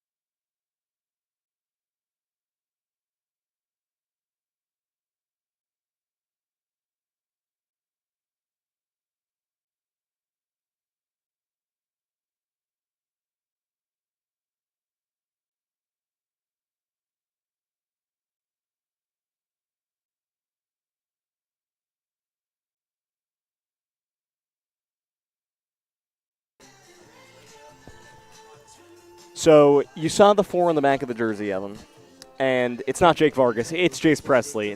34 instead of 24. Common mistake from this part of where we're sitting. I mean, it's impossible I to see gave it the a dugout. fighter's chance. You gave it a fighting chance. Presley comes in for Nunez, who went 4 innings, allowed 8 hits, 4 runs, 3 strikeouts, 1 walk. Presley last pitched against the OC Riptide 2 days ago, went a third of an inning. This one's popped up from Juarez and one away quickly is nice play by Cam Conley making that grab in short right field. Yeah, Presley came in for Isaiah Alhokovi in that 14-1 beatdown in Irvine. Surrendered 2 runs, still giving up a hit, but was put in a tough spot with the bases loaded. Gets a clean slate here, and how about a first pitch, first out? So it's Brandon Nguyen getting a crack at things here. RBI single last time up in the third. Slices this one down the left field line, but just a tad foul. If that one found some green grass in fair territory, easily extra bases. At Glendale Community College, didn't play in 2023 to 2024, but he's got hits for power and average, his good speed on the base path, strikes out decent amount, 71 strikeouts in his career at Glendale. Nice athletic throw from Cam Conley. 2 up, 2 down here for Presley in the 5th. Best defender on this team is Cam Conley. Just the way he's able to control second base. He had some really nice plays last night as well. And just right there, nice ground ball. Just a slew of nice plays. We've seen him make some diving attempts. We've seen him keep some balls in the infield throughout his establishment back at the second base spot. Obviously coming off that Tommy John surgery. And for a guy that just got back into second base a week and a half ago, just looks so polished. Yeah, you can tell he's an athlete out there. And this is a Saints squad that has a ton of athletes in the field. You've got Easton Elliott, you've got Crew McChesney, not tonight playing in the DH role, but I mean, no shortage of athletic baseball players. Adrian Lopez, too. I mean, if there was a combine, you would probably expect Lopez to have the best numbers. Just, at 6'3", super athletic. I mean, flings the bat. Yeah, looking to be a Trojan in the fall. 2 balls, 1 strike to Ryder Gordon. Gordon ending things with a out in the bottom of the 4th. Zara tried to frame that. He did successfully. Yeah, and for Gordon now batting .050 on the season, just struggling with just that 1 hit, 0 for 2 tonight. 2-2 count, 2 outs, swing and a miss. How about that inning for Presley? 1, 2, 3. The Pirates go down in order. To the bottom of 5th we go here in Pasadena. Saints on top, 7-4.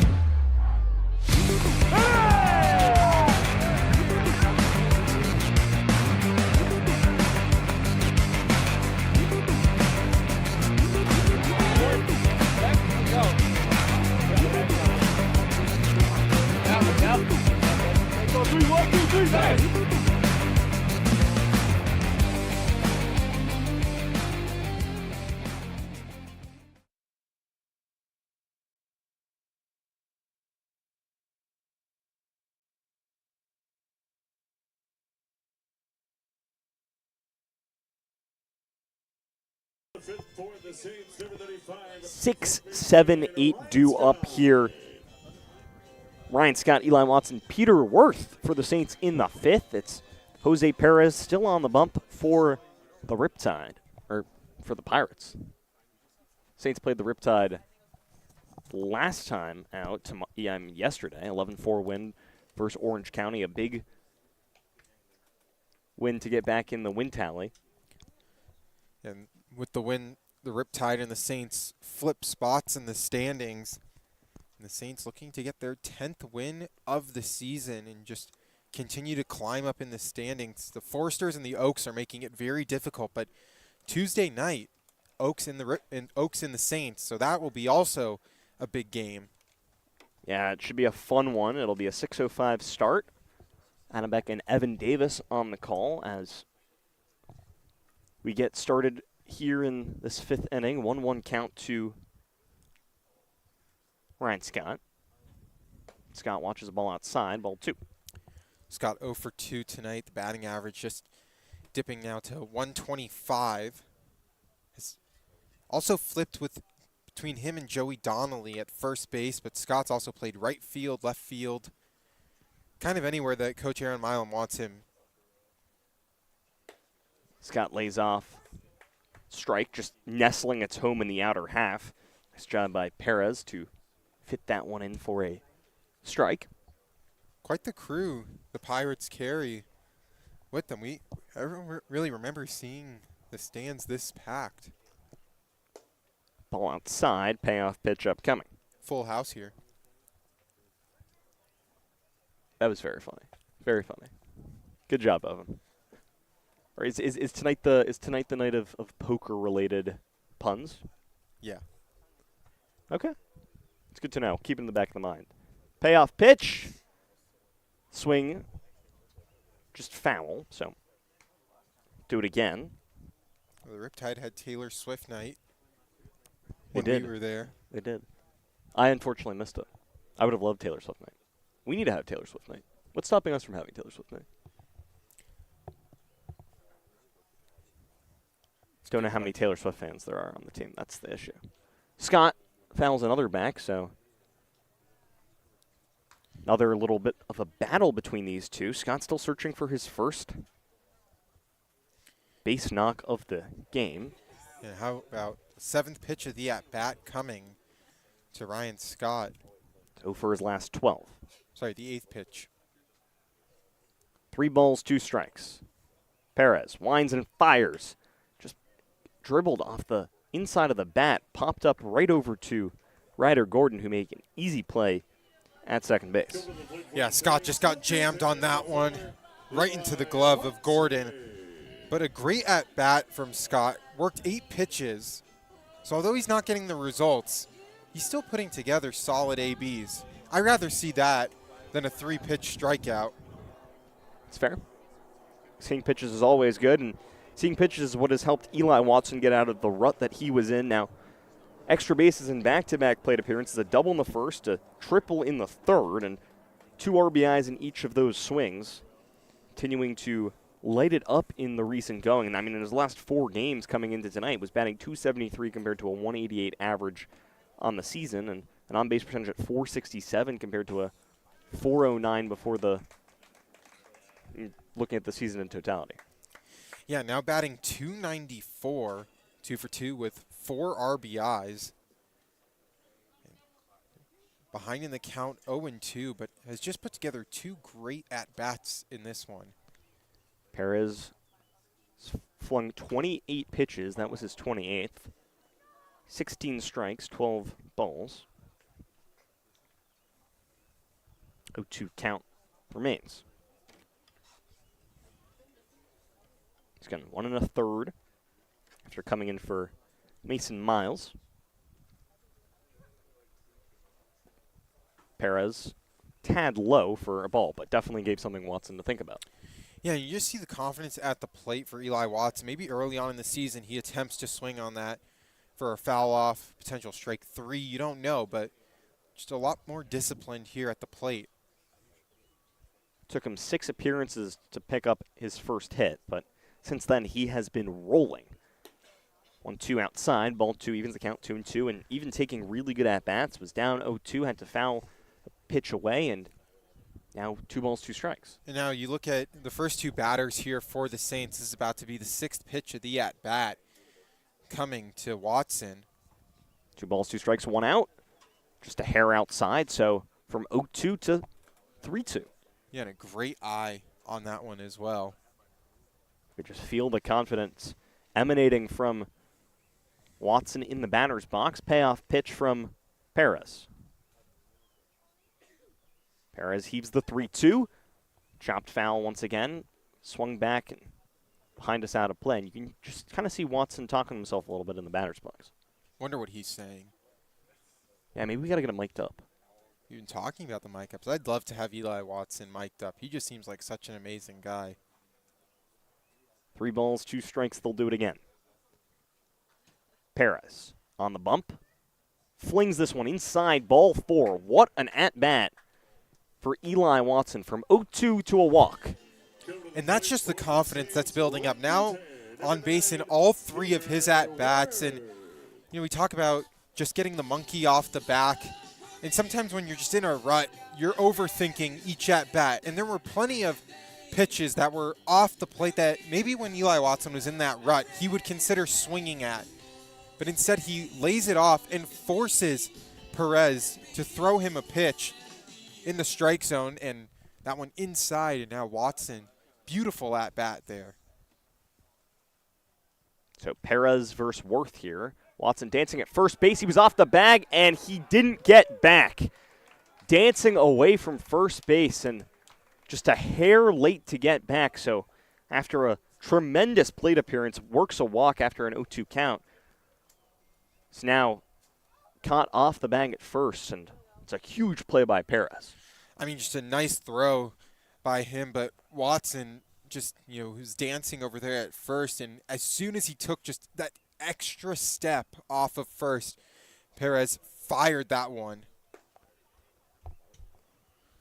Worth watches a ball outside, 1-0 count. Still hitless today, is 0 for 2 with 2 strikeouts. The strikeout on the first was a strikeout looking. Strikeout on the third was swinging. Another ball outside. Nope. Strike. Never mind. This is why I shouldn't be an umpire. It's nice on the outer half of the plate right there. Nibbling away at that edge like a little kid with a cookie. 1-1. That one is a ball. Peter Worth just looking to get back on track. See a lot of offers with, he's still able to draw walks, but just a lot of offers lately. 0 for 1 last time against the Foresters. Walk and a strikeout in that last appearance. Watches a strike on the outer edge for strike 2. So 2-2 count, 2 outs, nobody on after Watson picked off first base. Have an interview with Josh Livingston coming up shortly. Want to stick around for that. The third baseman who's been on a tear lately with the home runs, as home runs in back-to-back appearances after the home run against the Riptide. Worth watches another ball for ball 3. So now 3-2 counts for all 3 batters in this inning that Perez has faced. Wouldn't really expect that from a 6, 7, 8 hitters, but 5+ pitches in each of the at-bats. Perez, tad low, ball 4, and back-to-back walks for the Saints. Just really nice at-bats from all of these guys, and now brings up Crew McChesney, who was able to score due to that error that was made by Miles.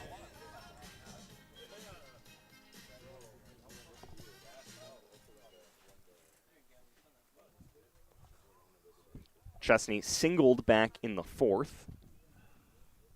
Came around to score. watches the breaking ball high for ball one. That's Worth over there at first. Saints could have had 2 on here with 1 out, but Watson was caught stealing off the bag at first base. Just not even a pitch after his walk. A very short-lived appearance over there on first base for Watson. It was just a really nice play from Perez to beautiful throw. And Mariano, who's over there at first, has just done a great job patrolling the bag. Worth was going on that one, but Chesney couldn't put it in the field of play. Worth will trot back to first base. Saints have been aggressive all season long with the stolen bases. It's been their bread and butter trying to manufacture runs. 7-4 the score tonight.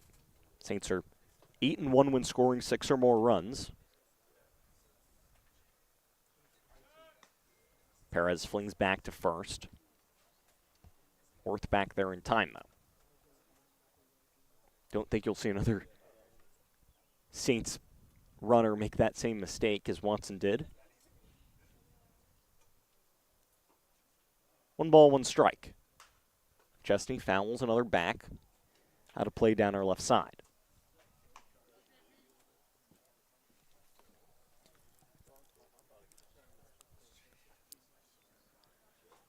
Fifth inning action from Pasadena. Adam Beck and Evan Davis bringing you Saints baseball. Saints at 9-6, third in the CCL South coming tonight. Ventura County at 3-7. Their last win came 2 weeks ago versus the San Diego Sunrays. The first time these two teams have met in over 2 seasons. Chesney in a 1-2 count. 2 outs here in this 5th inning. We'll meet again later this season, once in July. Originally supposed to meet 3 times this year, but first 2 games of the Saints season were supposed to be against the Ventura County Pirates here in Pasadena, but both of those games were canceled. One of them was postponed to a later date, and that'll happen to be in July, right around the CCL Showcase game. Worth back in time.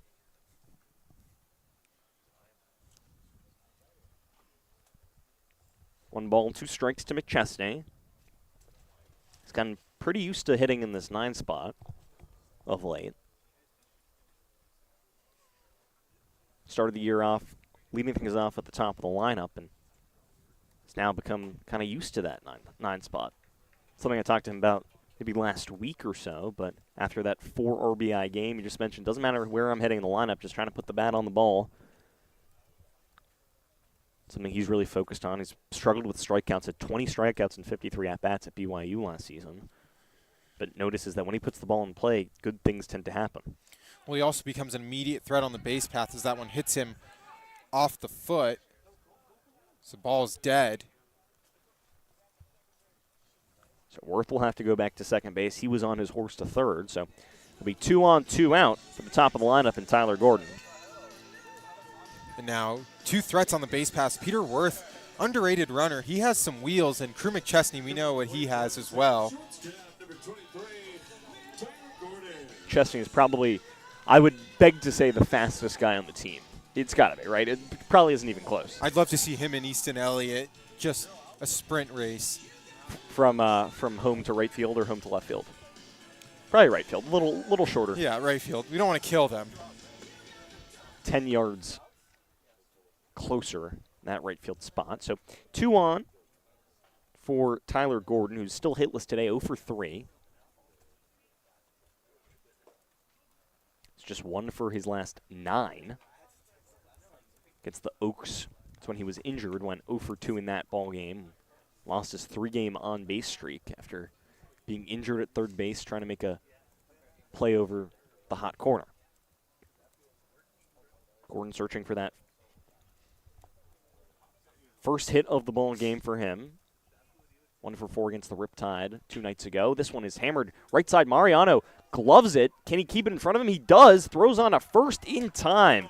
Mariano doing the spins at first base. Gets the out and sends this ball game to the 6th. St. Strand 2, 7-4. Arroyo Seco headed to the 6th in Pasadena.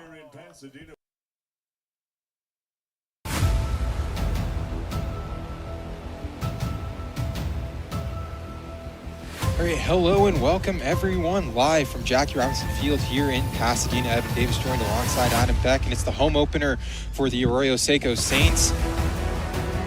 Looks like it will hit into the gap. Yes, it will, and it'll score a run off the glove of Pollock. That will score two. It's quickly 4-0 top of the first inning for the Oaks. 3-1 offering, low and away for ball four, and that will bring in the first run of the games outside. Ball four. Fisher stumbling off the mound, and the Saints just finding any way possible to get some runs, and they've now walked in two with the Saints as a pass ball gets away. 5-2 lead for the Oaks. 2-1 offering, that one down the third base. Beltowski will fire that one across. And one out now, but the runners advance to now be 5-3. First and second as they connect again. Rio did get a great read on that, and it's over his head. Ground roll double, and this game is tied. The 1-1 offering is connected on.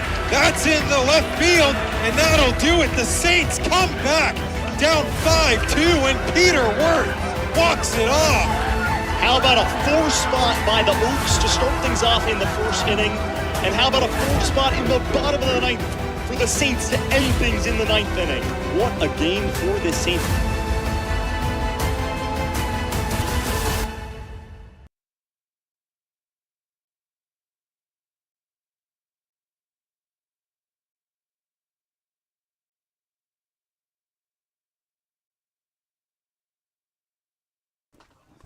Sixth inning action from Pasadena. 7-4 ball game. Saints on top by 3. If you're just joining us, it's been a plethora of offense for this Saints squad. 4 runs in the first, added 2 runs in the third, and a third, I guess a 7th run really, but in the 4th.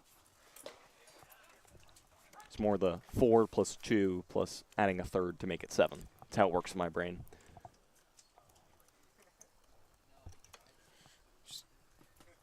Can't speak enough about the incredible plays at first base, though, from Jose Mariano. And you just see even that glove on the ground out. Tredo slaps one right back up the middle. Strong throw across the diamond from Tyler Gordon, and I'd say, yeah, his hand probably looks pretty good. That was a nice play. Quick release from the glove to get out Gordon. Sorry, to get out Tredo. That was just a nice play. Some sauce on that one as it's 7-8-9 due up in this away half of the 6th, and Tredo retired on the ground out to Gordon. And Josh Livingston will be joining us in just a couple moments, the third baseman from Wichita State. I'm sure Evan has loads of questions lined up for him, as Evan Jaquez faces a 1-0 count. Singled last time he was up back in the 4th inning. Lifts this one softly towards Cam Conley, flings it on to first base. Scott makes the grab, and 2 down quickly here in the 6th. Josh, how you doing? I'm good. Just trying to get this headset on. I got a big head. There you go. And you have been on a little bit of a hot streak lately. Obviously, the home runs in back-to-back games. I mean, something we mentioned on the broadcast. You had 5 home runs in the last 2 weeks of the season at Wichita State, 4 home runs in the conference tournament. We were starting to feel like it had to happen at some point, but it's starting to happen here at this point. Yeah, there's been a lot of adjustments being made so far this summer. I'm really out here to try and work on some things, see my way through things. The first couple of weeks were a little rough. I was kind of scratching for some hits and for some barrels. I was swinging, missing, fouling off a lot of stuff. I was trying to slow myself down. I started kind of toe tapping, got rid of the leg kick a little bit, trying to make the ball seem a little slower. And then once you hit a couple barrels, baseball is just rhythm and momentum, and that's kind of what's happened so far. When you talk about rhythm and momentum, RBIs in 4 of your last 5 games after, as you mentioned, just starting off a little bit slow. What are you seeing now at the plate as you talk about also just trying to find ways to better your swing? Yeah, well, it's a lot easier when you got guys on for you to hit. That's where the RBIs come.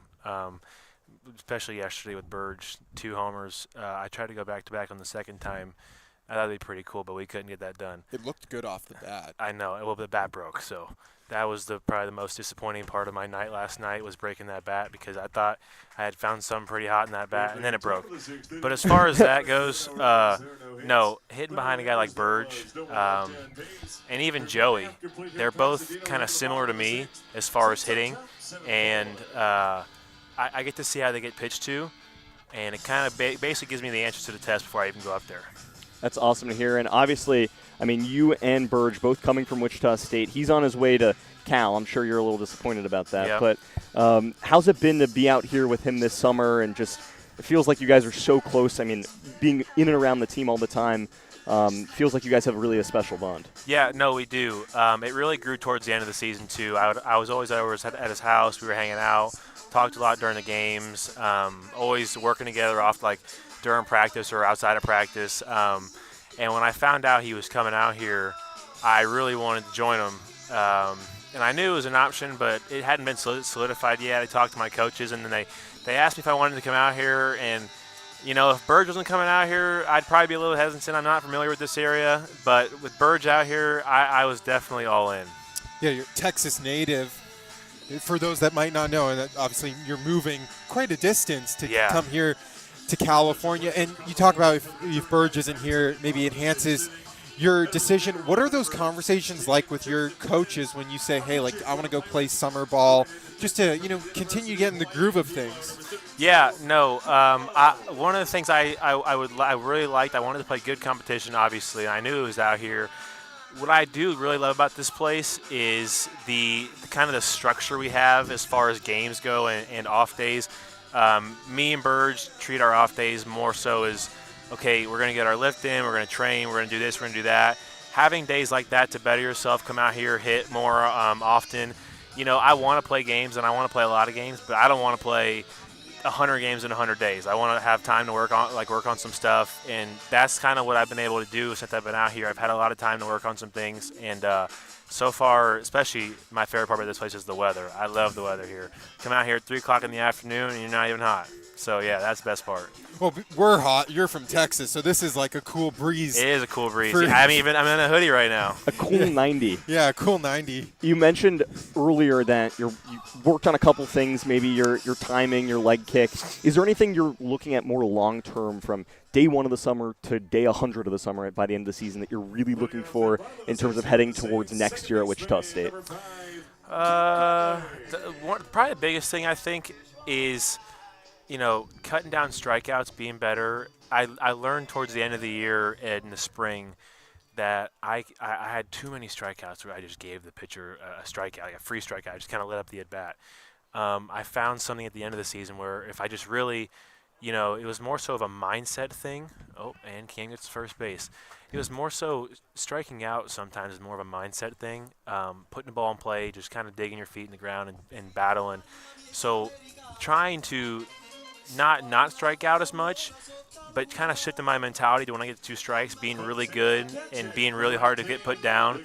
And then another one is probably hitting left-on-left pitching. That's always the one that internally you kind of look at and you're like, oh, we got a lefty up here, oh no. But like if you really settle yourself down and you see the ball really well, getting really good left-on-left is something that I think long-term will help me really much. And that's something you're going to see a ton of this summer the amount of lefties in this lineup, anywhere between 6-7 on a normal day. Right. Yeah, I mean, you're going to be facing so many lefties that'll definitely get tested there. And I don't want to do the broadcaster jinx, but you haven't struck out in your last 3 games, and you mentioned the strikeouts. Only 9 on the season in 11 games played.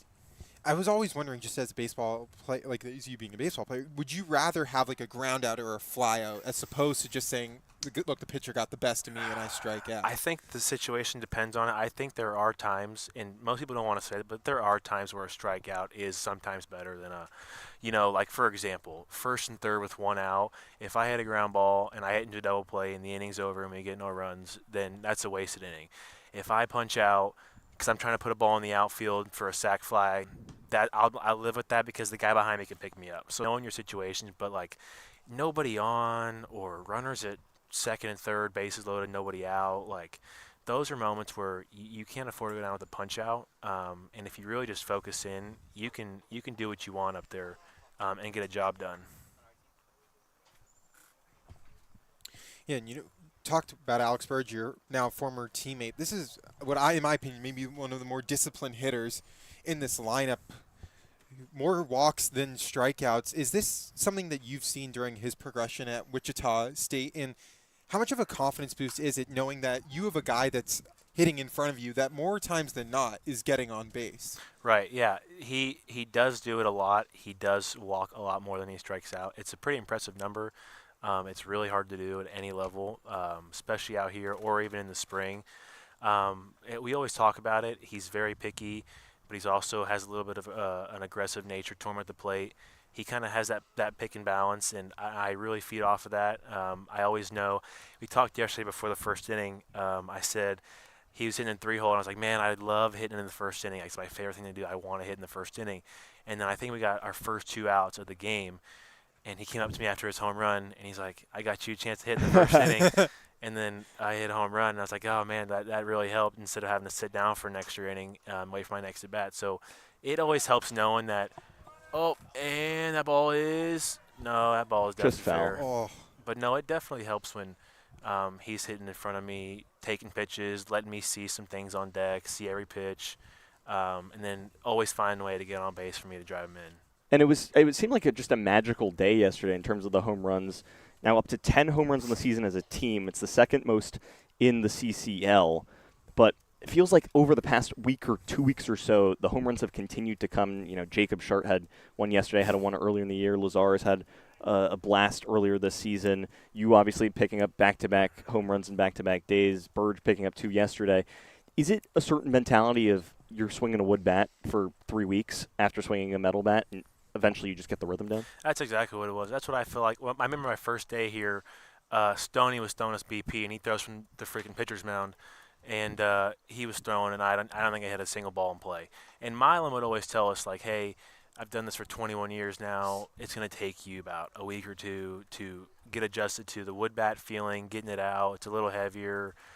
It doesn't come off. You don't get as much free hits with the wood bat as you do the metal bat. So, yeah, it was a patience thing in knowing it would come.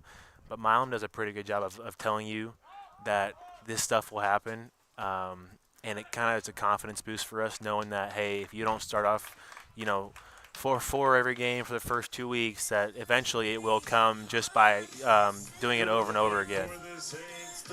And with Alex Burge going to Berkeley, is there conversations that he's having with you, just saying like, hey, look, this is where I'm thinking about going? Because I've talked to guys who, are making their decision to go to a university, and they're very low-key about it, and others are a little bit more outgoing. Was he letting you know, this is what's on the table? Yeah, no, I knew every call he had. I knew every offer he had. I know he was talking to where he was leaning. A new school would call. He'd let me know. He kept me very involved, and I did appreciate that. I didn't want him to, I don't want to hang out with him 24/7 and then him just lay it on me that he's going to Cal, and I had no idea. So it definitely helped. He did ask for my feedback every once in a while about that. I know he likes it out here. He was out here last year, and so I'm really excited for him. He's in a really good spot. Yeah, it sounds like Cal Berkeley. You can't get much better than that now in the ECC. It's kind of weird to think about. It still trips us up. We talk about it once every little bit or so. But you mentioned on the off days you really like getting the lift in. You like focusing on physical health, maybe some mental health too. Have you been able to explore a little bit too? What's been the go-to spot that you've really enjoyed? I think the first thing I did when I got here, I went to the Hollywood Walk of Fame. It was, no offense, but it was definitely the most overrated thing I'm surprised I've ever seen. Alex Burge allowed you to go to the Hollywood Walk of Fame. I know. I thought he would, because he does a good job of telling me, hey, we should go see this, we should go see this. And then I went to that, and I was like, yeah, it was. The fact that you have your same nose, congratulations to you. We went the other day. Get down. The other day we went to the Griffith Observatory. That one, I think, was my favorite one thus far. We've walked around Crypto.com Arena. We went around USC to see the Coliseum. Obviously, the Rose Bowl is across the street. I think the Griffith Observatory was the best one we've seen because you see the Hollywood sign.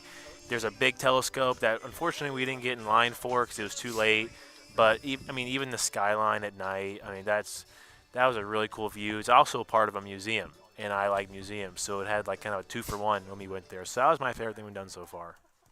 Yeah, hike up the Hollywood sign is also just a really nice thing. But the Griffith Observatory, you get the entire like panoramic view Right.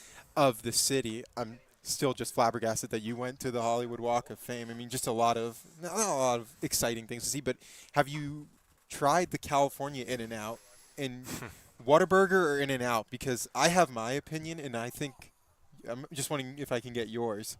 So I'm not a huge burger guy, but I can give you an answer. We actually did go to In-N-Out last night. I think it's our second time we. If we're going strictly just off of burgers and fries, I think In-N-Out is better. No offense to Whataburger. Like, Whataburger has more variety. It's got, like, a honey crisp chicken sandwich, and it's got, like, breakfast taquitos, which I think really clear. Breakfast taquitos at Whataburger are awesome. But they're not 24/7. The In-N-Out burgers are by far way better than Whataburger. And I'm sorry for anybody who's in Texas listening to that. I'm not probably not allowed back there anymore, but I definitely would say In-N-Out burgers over Whataburger. I honestly, I'm the other way, and Really? even being here, I don't Probably know. because are you from here? Well, yeah, but That's like when I go to probably why. Texas and like I get the patty melt, I'm like, dang, like that's Really? It's But pretty that's good. what I've heard about it, because I've heard that it's like people that grew up here are like less sold on In-N-Out, and then people that moved here or like are visiting here are very much pro In-N-Out. So I feel like it flip-flops a little bit. I think if you took a normal person who's never been to either one, and like a Midwestern person or somebody Northeast, and you just took them in In-N-Out and a Whataburger, I think they would normally choose In-N-Out. Yeah, I mean, In-N-Out for us, it's just like the quickest way to get a quality burger in. Vibes are good either way, though. I will say I did for the first time this spring. I think we went to Florida, and I tried Five Guys for the first time. Ooh. That was – I've always heard that was really good. It was definitely really good. I got the large fries that were about yay big that I couldn't finish, and the burger was really good. So Five Guys is as far as burgers, is my number one right now. How was your wallet after that? A little depleted. Well, Josh, thank you so much for stopping by, joining us for a little bit of banter in the sixth inning. 7-4 Saints lead. Hopefully they can close things out in these last three frames. But, yeah, just good luck the rest of the way, and you've been killing at the plate, and we're excited to see what that continues Thanks to look for like. having me, guys. This was fun. Of course.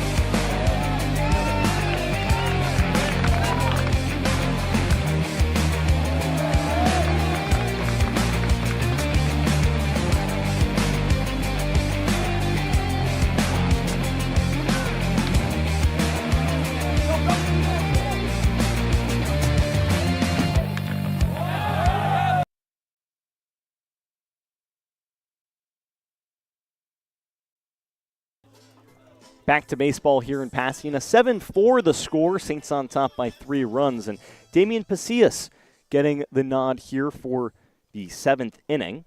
It's Ethan Kearney, top of the lineup, back up. And he blasts this one left center field. Elliott ranging over him. Makes every single play over there in the outfield look seamless.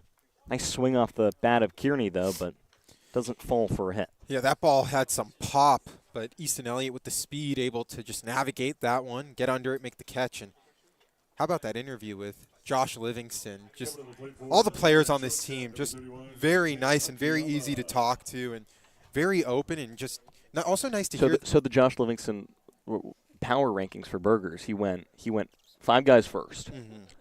Does that surprise you? Yeah, I mean, it's a great burger, but it's so overpriced in my opinion. Like, I don't know. I don't have, maybe when I get older and I have that type of money where I could spend $12 on a cheeseburger. Well, you thing is, he hit 11 home runs at Wichita State last year, so he's just got that in him, He does. And then I was actually surprised Whataburger below In-N-Out, because a lot of Texans that I talk to say Whataburger clears In-N-Out. But maybe it is that thing where it's just when you don't have it a ton. Could be. I'm an In-N-Out guy. I go for the grilled cheese. I think the fries are okay. The fries are fine.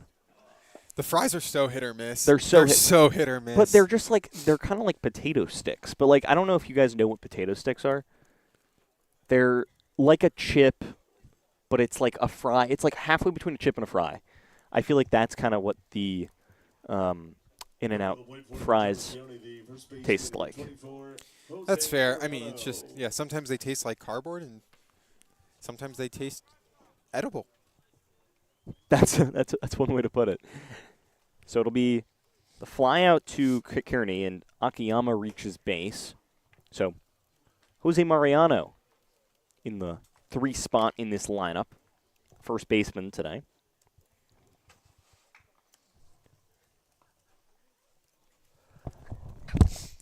Here we see Pasillas in his second appearance with the Saints, both here in Pasadena. Struggling a little bit to find the strike zone. Gave up that loud contact first out. And a guy that came only just a week or so ago from Azusa Pacific. It's only a second appearance. Had a 1 inning pitched against the Academy Barons on June 23rd. A strikeout, faced 3 batters in that one. Pretty seamless 3 up, 3 down. As that ball gets past Lazara, so Akiyama on to second base. Advances 90 feet on the stolen base. He was going anyway. Surprised to see him not make an attempt to go to third. He has the speed over there. But now another runner in scoring position, top of the 7th. Things can still get interesting. 3-run lead for the Saints squad. The Saints are 8-1 in ball games where they score at least 6 runs. That lone loss coming in a 12-11 defeat to the Santa Barbara Foresters in Santa Barbara. Maybe a week and a half ago, maybe 2 weeks ago at this point. Season's starting to trudge along. We're in the middle third now. Yeah. Can't believe how fast the season is going, but at the same, it's like fast, but it also feels slow, if that makes sense. Days are long, weeks are fast. That's the trend. 3 balls, 1 strike after that pitch high and inside on Mariano. So after allowing the walk to Akiyama, potentially another walk here to Mariano. 3 balls, 1 strike, 1 out. Runner on second. That's the shortstop. Akiyama as Mariano chops another one foul. It's 3 balls, 2 strikes. Both of the strikes have come on foul balls.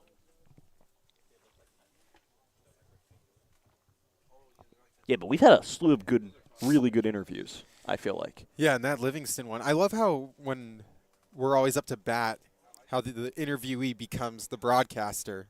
It's just the way it is. I mean, cheering on his teammates. I think the funniest thing that he mentioned, though, was how he, before the game, as this one's popped up just a little bit far away from Ryan Scott to make a diving attempt at it. But he mentioned before the game yesterday, he was like, I love batting in the first inning. He was batting as a cleanup hitter yesterday. And after Burge went and hit a home run, Livingston got to hit in the first inning, and Burge went to go tell him, I hit that home run so you could go hit in the first. That's pretty funny. Yeah, and you just see the effect that it had. Now back-to-back games with a home run for Livingston. Slapped into right field. Base knock for him. Thought about maybe bringing that runner home, but Akiyama will stay at third base. So runners on first and third. 1 out here in the 7th. Things starting to get a little interesting. Yeah, a little concerning because these 2 hits, and honestly 3 of the 4 hits, obviously one being the out, have just been really loud contact off the bat. Nice throw by Worth to keep the runner over there at third, but now the tying run at the dish. And a dangerous hitter in Gabe Juarez, who already has an extra base hit in this one, a double in the 3rd inning. Added an RBI to his tally. The Pirates scored 2 runs in the 3rd and 2 runs in the 4th. First pitch strike to Juarez.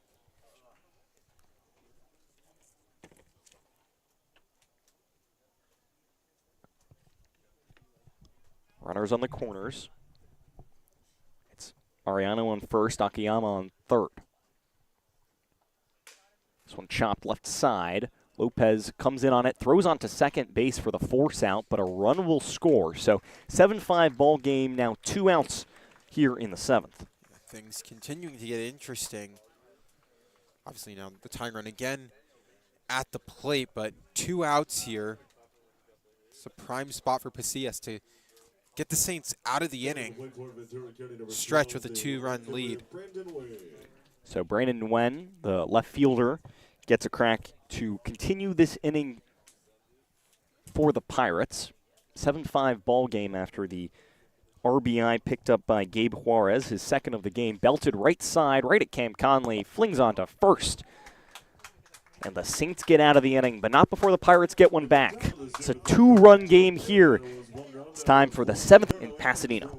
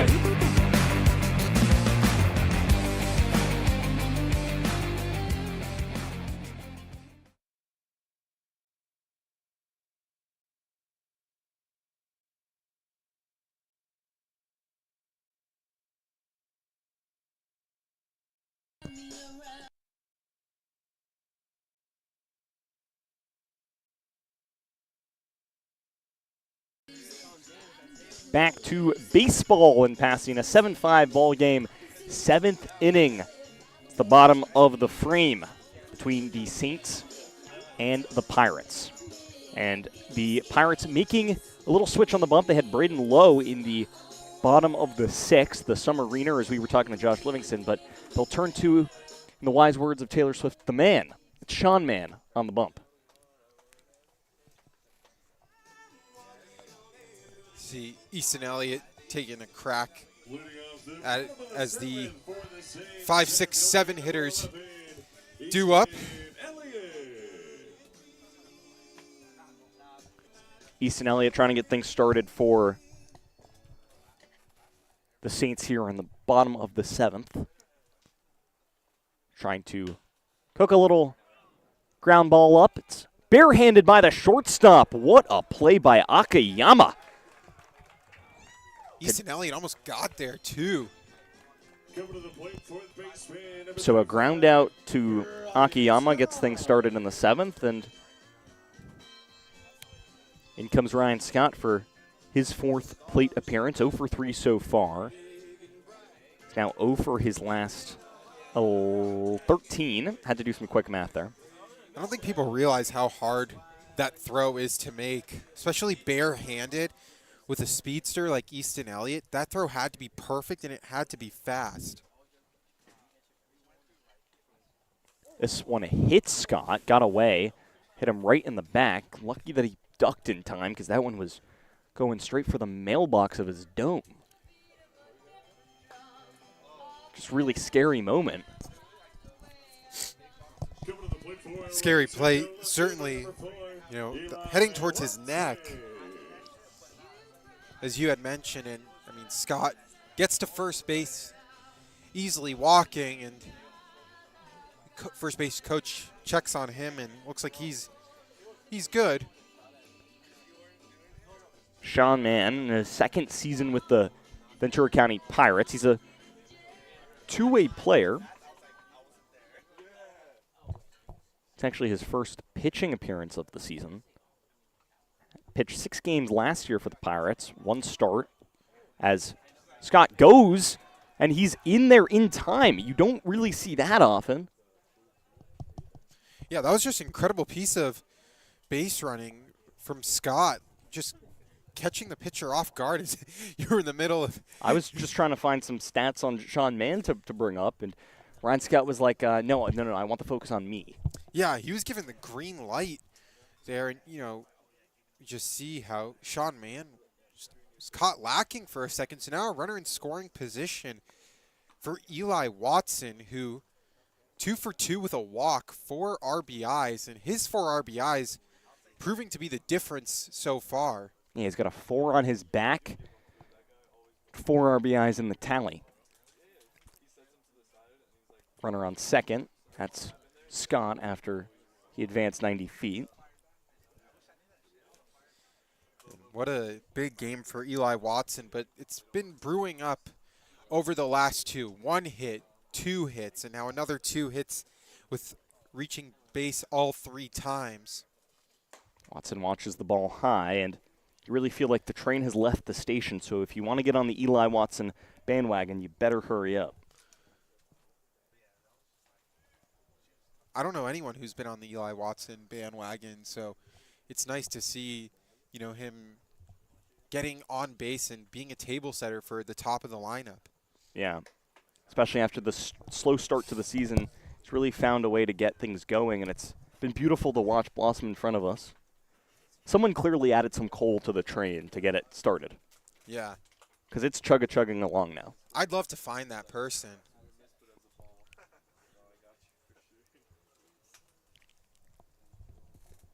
Three balls, 1 strike, 1 out.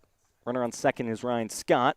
Watson swings, lifted left center field. Is it going to drop? It is. Another base hit for Eli Watson.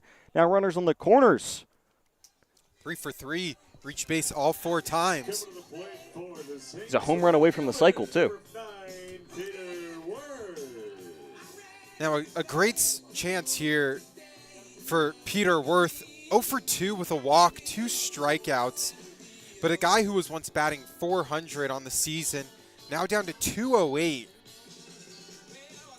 That's the art of a small sample size. I think it was up at .429 or so early on this season, but has really struggled lately, was banged up, got hit by a pitch in the elbow a couple weeks ago, and hasn't really been the same hitter since. Talked to him a couple weeks ago in terms of trying to get back into that timing and hitting being a rhythm, and Josh Livingston just mentioning it moments ago too, just how you got to start swinging the bat. Eventually, once you get 1 hit, it's just baseball after that. Yeah, the discipline at the plate's still there for Worth. It's just a matter of putting bat to ball and in the field. 1 ball, no strikes to Worth. Distant relative of Jason Worth. But now they look kind of different with Peter Worth chopping off some of his hair. Yeah, well, we talk about... And no beard, too. Yeah, no beard anymore. You talk about how guys maybe get out of a rut. And for Peter Worth, that was getting rid of all the facial hair, getting rid of the flow.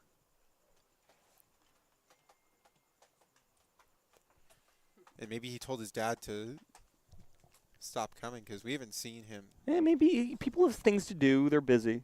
There's an APB out for Mr. Worth's dad, so if you find him, let us know. People are busy trying to hop onto the Eli Watson bandwagon, but that train has departed the station, clearly now. 3 for 3 day. Checks on Watson at first.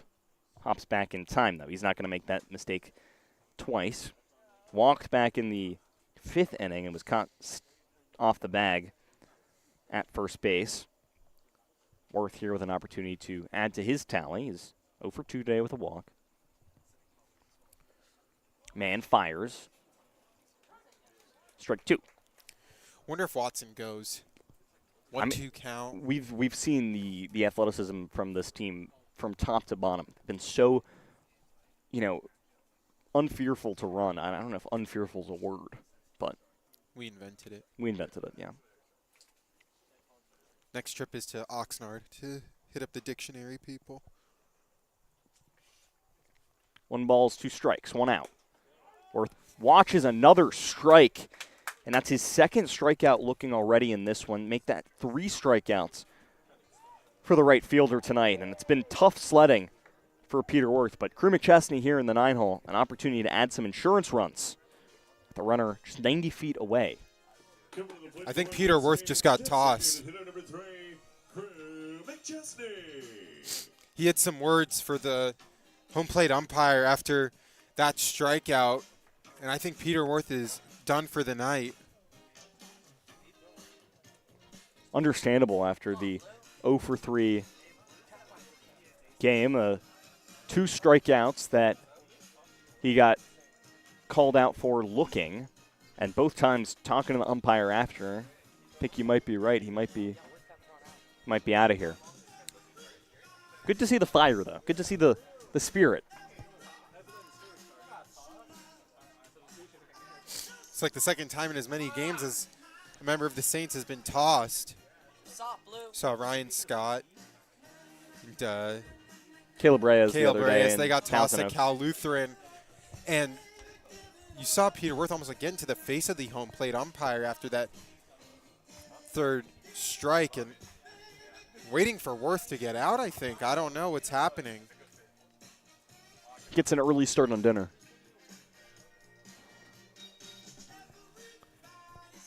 Looks like, yeah, Peter Worth just grabbing his belongings. Pirates coming into tonight 3-7, Saints 9-6. Pirates searching for their first win in the last 2 weeks. Their last win came exactly 2 weeks ago against the San Diego Sunrays, and this is a Ventura County squad that's coming off a 10-6 loss to Santa Barbara on Friday. They had 4 players with multi-hit games in that one, but were unable to find another win. The CCL South Division really heating up, and you feel like the Saints absolutely need this one if they want to maintain pace, especially against a CCL affiliate. Chesney lays off that first pitch from Mann. Ball 1. Now interesting to see who patrols right field. Ray Bermudez had the day off. Might see him just slot in. His natural position where he's played this entire season has been right field. Yeah, you'd think it'd definitely either be Bermudez or Joey Donnelly. That would probably be my best guess. Hey, maybe Josh Livingston gets a shout out there. McChesney slaps a foul for strike 1. 1 count. Runners on 1st and 3rd. It's Watson at 1st, Scott at 3rd. Both of them reached on, or I guess Scott reached on a hit by pitch and Watson reached on a walk. There's no throw. Interesting to see no throw, especially in such a tight game. But if you throw, then Scott might go. You don't want to test that. Yeah. Watson's got speed on the base paths. You did correctly suggest that he would steal. Continue Watson's hot streak. You know, a big chance here for Crew McChesney.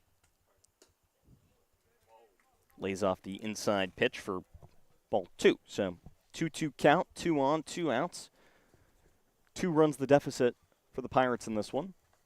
2 runs the lead for the Saints. Chesney, hard hit ball. Base knock could add 2 vital insurance runs here. Lays off the outer half. That pitch way outside for Mann. Now a full count here, a big spot in this game. Yeah, this is a big pitch upcoming. You walk McChesney, you're introduced to the top of the lineup with Tyler Gordon. Although Gordon's 0 for 4 today, you feel like he's 1 swing away from making a dent. Seen the power of the squad. 3-2. And back to the top of the lineup we go. So bases loaded for Tyler Gordon. He's 0 for 4 today with a pair of groundouts to first base and a pair of flyouts to the outfield, to left field in the first and to center field in the fourth. But a huge opportunity here, and you really feel like the game not necessarily comes down to this moment, but the game being this close definitely does. Yeah, definitely, with now the 1-2-3 slated. It's a big spot here for Sean Mann, who making just another appearance. We mentioned the two-way. Gordon watches first pitch strike. Wanted to lay down the bunt, but held back. Interesting to see a bunt laid down when there's already two outs. You really only have to. Your only hope is that you outrun the bunt. And you'll see it sometimes in softball where you have almost a fake bunt, and that's not actually a bunt. It's actually a timing hit where the batter will almost look to bunt, pull back the bat, and it kind of helps with timing. But you don't really ever see that in baseball too much. Well, I guess what he figured, the infield not playing in at all. The middle infielder is playing relatively deep, like on the edge of the grass. Just trying to psych him out, get him thinking. Ball one strike. This one gets past Gordon. A run will score as Scott scampers up 90 feet. So the insurance run on the board. 8-5 ball game here for the Saints as now McChesney at second and Watson at third. Big run for the Saints. Just another insurance marker. Still have a chance here to add on two more with a base hit. So 2 balls, 1 strike. Mann allowing that run to score. 2 outs. Another pitch inside. It gets past the catcher and Brown, and another insurance run on a defensive mistake by the battery. Yeah, I mean, Mann's been pitching Gordon inside this entire at-bat, and that's just a tough play for Brown to corral that, just with how fast Mann is throwing. And it's the off-speed that he's trying to get inside. That's a hard catch to make, and, potentially exiting this inning still down 2. The game still within reach, but just with only 6 outs remaining for the Pirates makes it a little bit more difficult. It'll be a little bit conversation between Brody Brown and Sean Mann on the bump, just trying to settle things down. 3 balls, 1 strike to Gordon. And another run just 90 feet away. 9-5 ball game after the 2 pitches got away.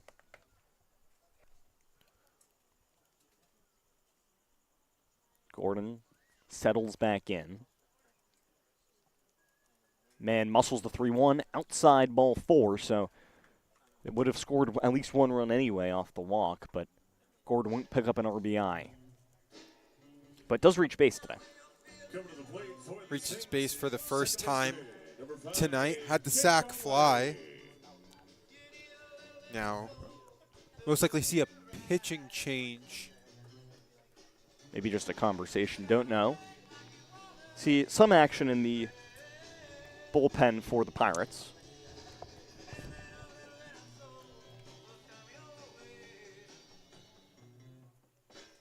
Two huge runs, though. The Saints, throughout this entire course of the season, it feels like the last 2 weeks or so have done a better job sprucing out the offense. Not just in games, but I guess across games too. Some games a little bit more spotty than others. But today, 4 runs in the first, 2 runs in the third, a run in the fourth, and now 2 in the seventh to put up the 9 on the scoreboard. Maybe it was just to build up some more time. You see at least one pitcher warming up in that Riptide. I'm sorry, not Riptide. I keep saying Riptide. In the Pirates bullpen. So 4-run lead for the Saints here. 2 outs in the seventh with 2 on. Mann starts Conley off with a pitch low for a ball. You have a free base open. Obviously, first base isn't open, but second base is. You don't have to necessarily pitch to Cam Conley, who's already had 2 hits, the double as well. You see the runner go, so now first base will be open. As that ball gets past shortstop. There you go. So how about Crew Sorry, the second McChesney baseman. scampering on home? 10-5 ball game now for the Saints, as Saints have found ways to score 3 runs in this inning. and none of the runs have been able to score. None of the runs scored because of a hit. None of the runs scored because the Saints put the ball in play. It's because the Pirates have had some defensive miscues. Yeah, I apologize. That was Gordon who was unable to corral the throw. And to your point, like, 3 runs coming across without a hit, all via pass ball and errors. And just a nightmarish bottom 7 that has now seen the Pirates muster up 3 errors in total. And the point is, at this level, putting pressure on the defense, it doesn't matter if you've got a good batter at the plate, doesn't matter if you're, Conley fouls this one back, doesn't matter if you have a good batter at the plate, doesn't matter if you're, advancing 90 feet on a stolen base, putting pressure on the pitcher and catcher. Just putting pressure on defenses will score runs. Yeah. But, right here we're seeing that, right here to your point, we are seeing that bit of pressure in a 5-run cushion now. So 2 balls, 2 strikes. Conley lays off, runs the count full.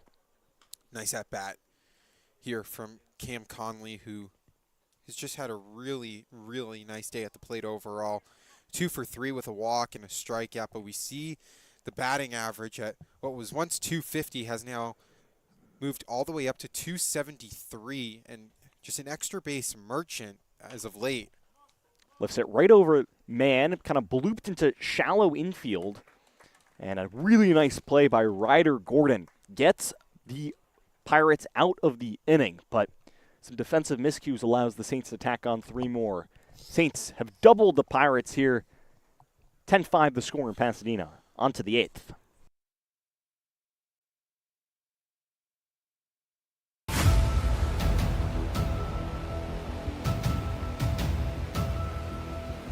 All right, hello and welcome everyone live from Jackie Robinson Field here in Pasadena. Evan Davis joined alongside Adam Beck, and it's the home opener for the Arroyo Seco Saints. Looks like it will hit into the gap. Yes, it will, and it will score a run off the glove of Pollock. That will score 2. It's quickly 4-0 at the top of the first inning for the Oaks.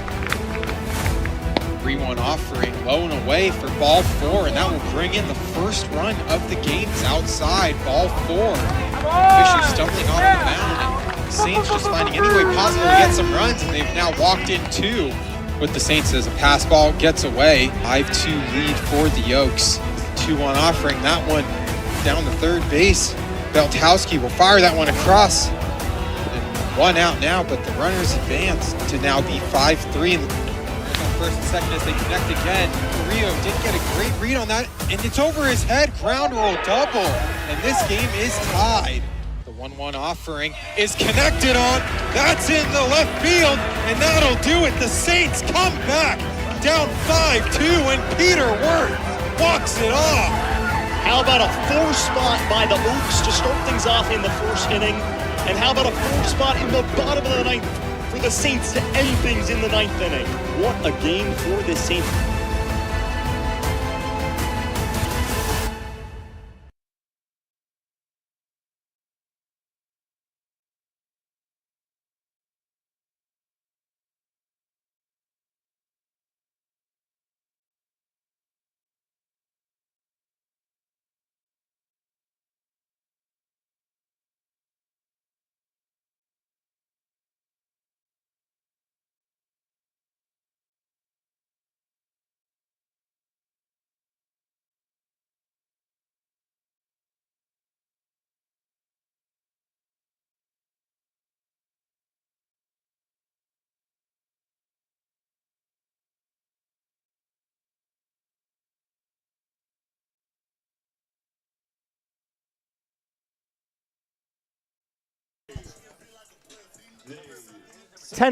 The score. 8th inning time here in Pasadena, top of the 8th. It's Ahmad Harajli making an appearance on the bump for the Pirates. It's Ryder Gordon getting another crack at things here in this 8th inning. The Pirates have stayed around for most parts of this game, but allowed 3 runs in that bottom of the 7th off just 1 hit by the Saints. And that hit was to just put Eli Watson on base, didn't even score a run.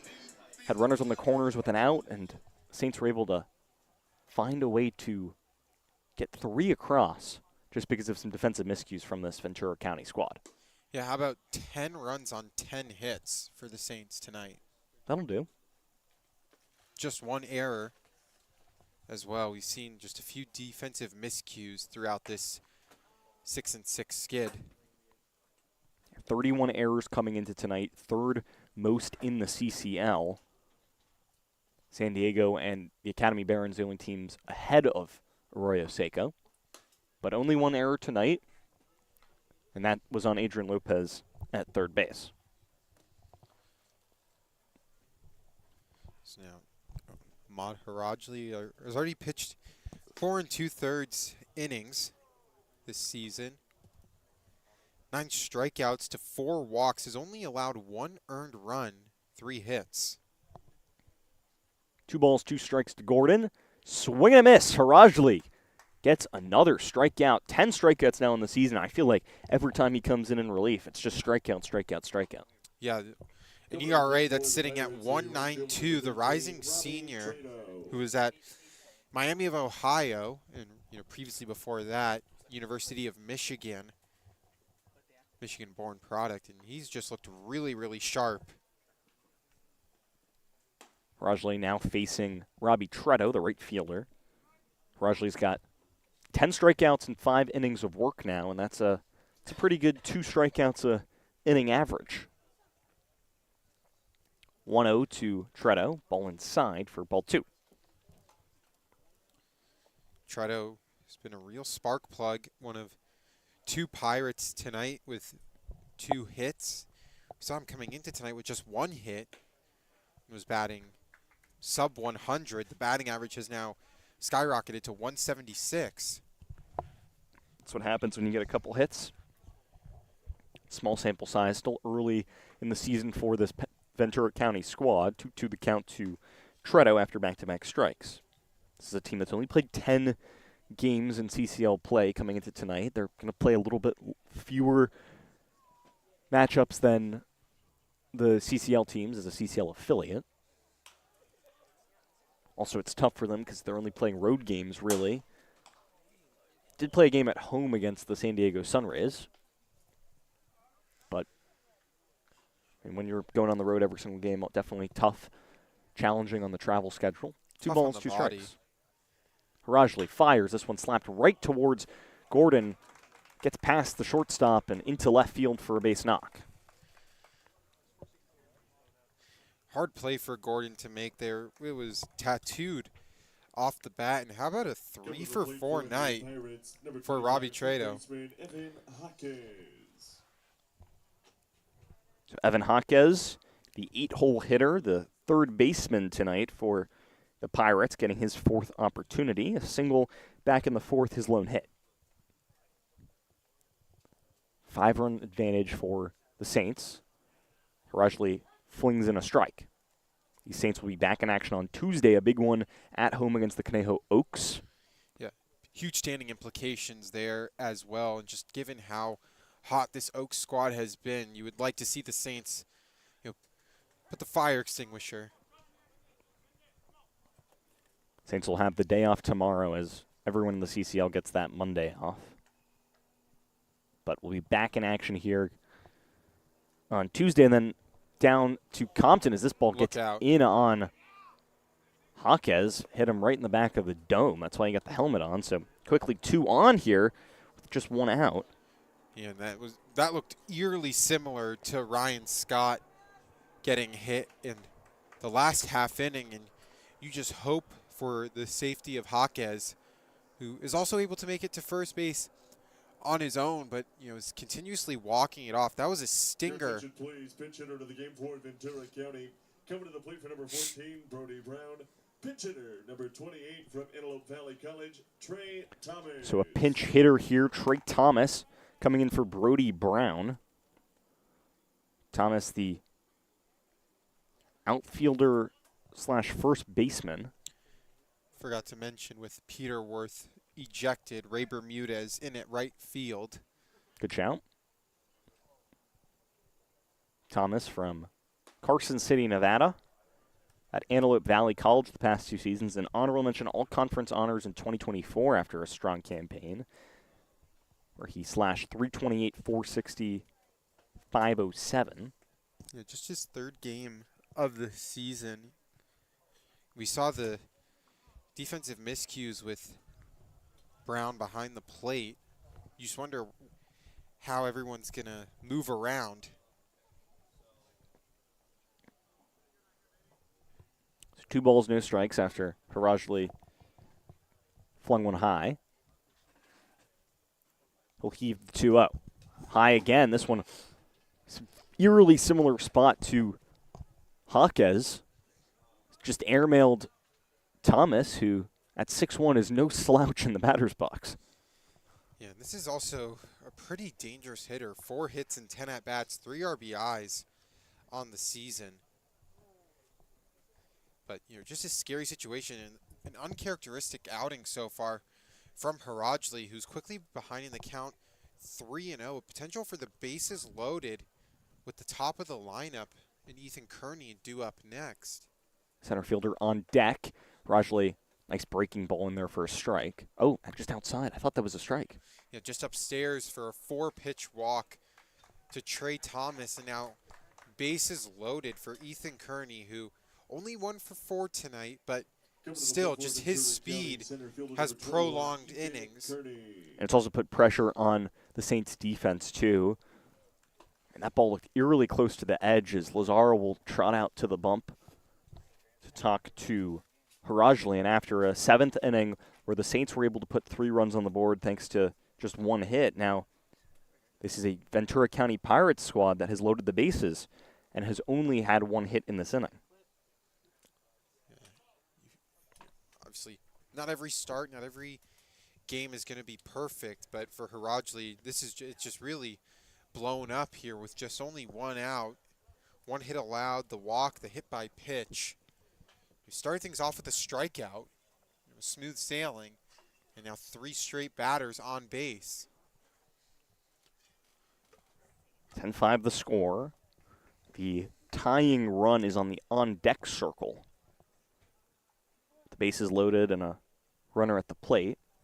So not panic mode yet, but a slippery slope here with a 5-run cushion. And that conversation earlier with Josh Livingston has me hungry. Talking about Whataburger, In-N-Out, Five Guys. I haven't been to Five Guys since summer of 8th grade. Pitch runner on first base for Ventura County. Running at first base is number 3, Ethan Gonzalez. So Ethan Gonzalez will pinch run for Trey Thomas. Here's Kearney. So Kearney has reached twice, once on an error, is 1 for 4 though. With an RBI, he picked up on a fielder's choice on the 4th, flew out in his last at-bat in the 7th to center field, but made really good contact that definitely tested Easton Elliott. Rajli flings low. Lazara flings back to 3rd. Not in time. That looked so close at the bag at 3rd base. Where's the replay center? CCL might need to invest in some replay. According to Evan Davis. We need the replay. That looked really good. It was bang, bang right at the plate. Yeah. Right at the bag. And really nice tag by Adrian Lopez. Where 3rd base, not his natural position either. So, got to give him extra kudos there. 2 balls, no strikes. Kearney lays off. Strike 1. And I just, the 3rd base umpire is in between shortstop in the second base bag. He's so far away.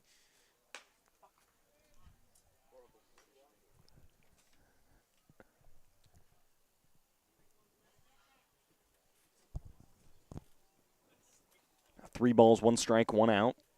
Bases loaded for Kearney. Rajli just inside, ball 4. So the Pirates will tack on another 10-6 now. Still only 1 out and the bases loaded, and tying run is at the dish. This is going to get interesting with DJ Akiyama now up to the dish.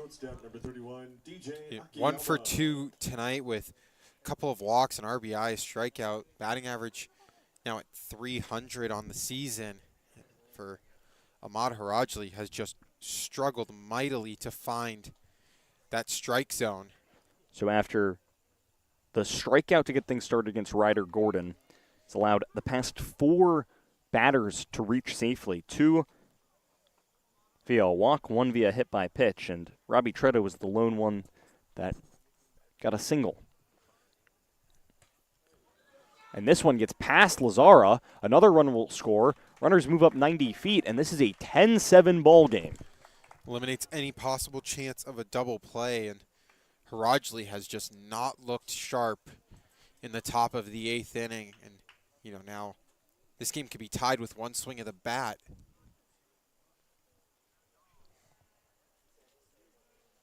Saw a 3-run blast last night from Alex Burge. That one was to left field. And no extra base hits on the season so far for Akiyama, but what better time than now? And 3 balls, no strikes. You probably bet on him not swinging the bat here, as Harajli has really struggled to find the strike zone. And from a small issue with the bases loaded and a 5-run advantage, now a quite large issue, as the deficit has shrunk for the Pirates. 3 balls, 1 strike. 1 out. Runners on second and third. Harajli flings the 3-1. Lifted back. Strike 2. Way to get back into the count. It's Akiyama at the dish, who has walked twice today. He's picked up an RBI. He's 1 for 2 with the strikeout, 2 walks. Lays off, ball 4. So, strike 3 looking. He thought it was ball 4. I thought it was ball 4. Umpire said, no, that's a strike. And how about Harajli picks up his 2nd strikeout of the inning, and now 2 away here in the 8th. I mean, if I'm DJ Akiyama, I am furious because it took the umpire at least a good 3 seconds after that pitch was caught by Lazara to make up his mind. I'm happy with the strike 3, but if I'm Akiyama, I am really livid by that call. Harajli, first pitch strike to Jose Mariano, who's impressed at first base today. A slew of really impressive defensive stops down the right side. Tying run still at the plate. 1 ball, 1 strike. We haven't really seen Harajli struggle all that much this season so far. Came into tonight with a 1.92 ERA, allowing just 3 hits, 4 walks to 9 strikeouts.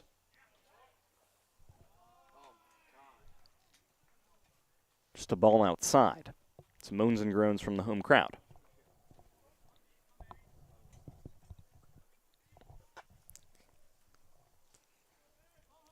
Harajli, ground ball or a pop out or a fly out from getting out of this thing. Tugs it wide. It's 3 balls, 1 strike. Danger of loading the bases again, potentially. Yeah, you got a batter up 2 for 4 on the night, batting .421 on the season, and potential for bases loaded with Juarez. Tugs the ball low and another walk. So the issues continue to mount for this Saints squad. Now the go-ahead run at the dish with 2 outs, the bases loaded, 1 swing of the bat for probably the best hitter in this lineup. If you're the Pirates, you wouldn't want anyone else at the dish here. Gabe Juarez, who already has doubled in this ball game, has picked up 2 RBIs. Harajli's night might be done after 2/3 of an inning. Trainer's coming out. Wonder what is going on. But you feel for Harajli, who just didn't have his best. You're not going to have your best all the time. And it'll be Braden Sanford on the bump when we come back. We'll take a quick step aside. Tense moments here. Don't go anywhere. It's going to be a fun ending to this ball game. 10-7 the score, but the bases loaded and 2 outs here in the 8th.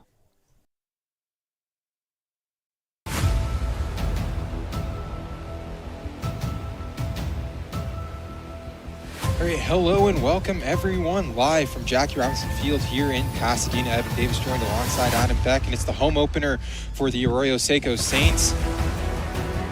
Looks like it will hit into the gap. Yes, it will, and it will score a run off the glove of Pollock. That will score 2. It's quickly 4-0 top of the first inning for the Oaks.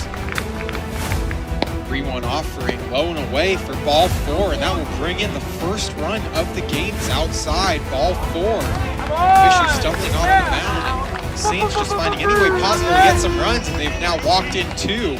With the Saints as a pass ball gets away. 5-2 lead for the Oaks. 2-1 offering, that one down the third base. Beltowski will fire that one across. And 1 out now, but the runners advance to now be 5-3. First and second as they connect again. So did get a great read on that, and it's over his head. Ground roll double, and this game is tied. The 1-1 offering is connected on. That's in the left field, and that'll do it. The Saints come back down 5-2, and Peter Wirt walks it off. How about a 4 spot by the Oaks to start things off in the first inning? And how about a 4 spot in the bottom of the ninth for the Saints to end things in the ninth inning? What a game for the Saints.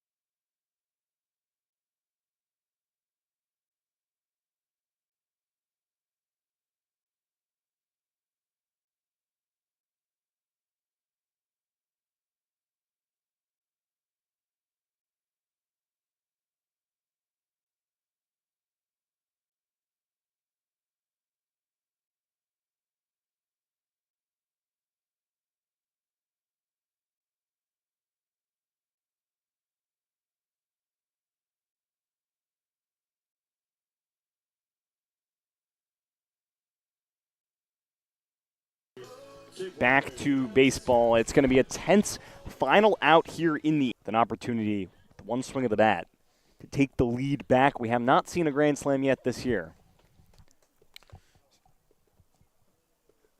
Sanford with a tall task in front of him, just trying to get out of this with a lead. High leverage situation for 4. Juarez swinging through that first pitch, so Sanford up 0-1. Harajli only picked up 2 outs, both via the strikeout. Sanford tasked to pick up the final out of the inning. He's only pitched 2 innings so far. This one hit right side, just foul. It's is furious. Yeah, it looked fair for sure. Hopped right over the first base bag, and I couldn't really tell where it went fair or foul, but trust the first base umpire, who was in a prime position with leg on each end of the line. And I'm not one to commentate on umpires' positioning, so great job by the first base umpire. I don't know. I think I felt a hint of sarcasm there. I don't know. 0-2. Sanford trying to get out of this. Lazara tried to frame it, but a little too outside. So 1 ball, 2 strikes. Juarez. 1 for 4 tonight, but great chance to get a couple runners in. The team in batting average coming to this one at 4.55. 1-2 on the way, just outside. He's done a great job now working the count back in. Batting .444 now on the season.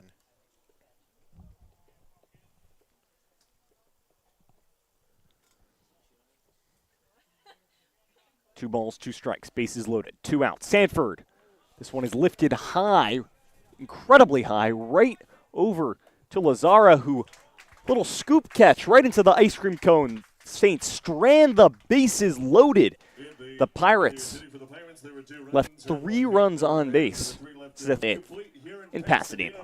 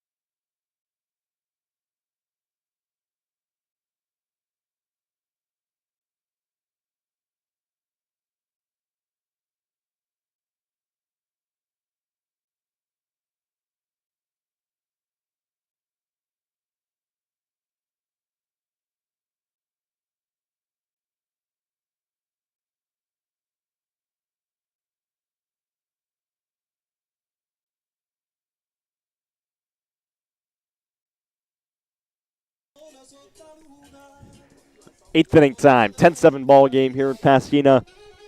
3, 4, 5 due up for the Saints. It's a little bit of a pitching change. Sean Mann coming out of the game, Jacob Russell coming in, and Ethan Gonzalez coming in for Ryder Gordon at second base. Yeah, really interesting pitching substitution here for the Pirates. When you look at it, bringing on a lefty to face two righties, obviously Lazara being a switch hitter and then Lopez batting right. You're not going to face a lefty until the third batter of this inning. And then you also have Ryan Scott, who's a righty. So just really interesting decision-making from the Pirates coaching staff. Zara swings on the second pitch, so strike there, 1-1 count. Maybe it could just be lack of arms available, and this is the next best option. But usually when we see lefties come in to face the Saints, it's because it's the slew of lefties that are due up for them. Get a little bit of a conversation between Russell and Brody Brown, the backstop.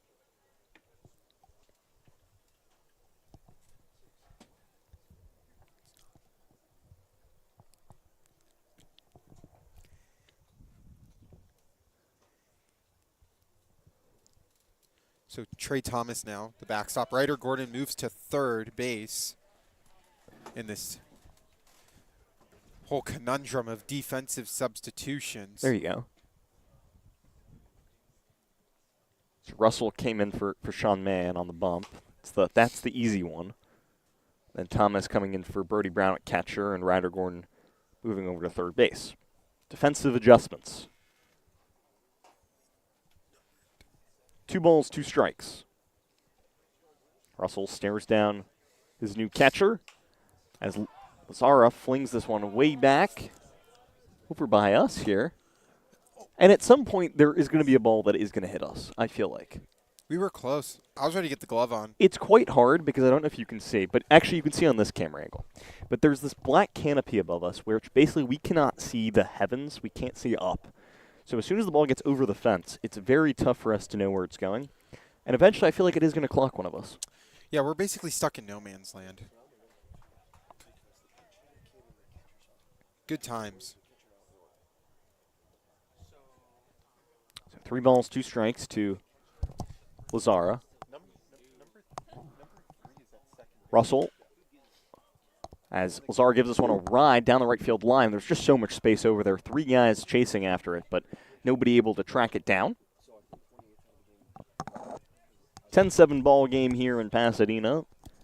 Full count for Lazara. Lazara popped out in his last at-bat. He went 2 for 2 to start things off, but has cooled off since. Did pick up an RBI on that base knock back in the first. And you feel like Lazara's been swinging a hot bat lately in the past week and a half or so, when the Saints Hitter of the Week award last week, as Russell flings the payoff pitch.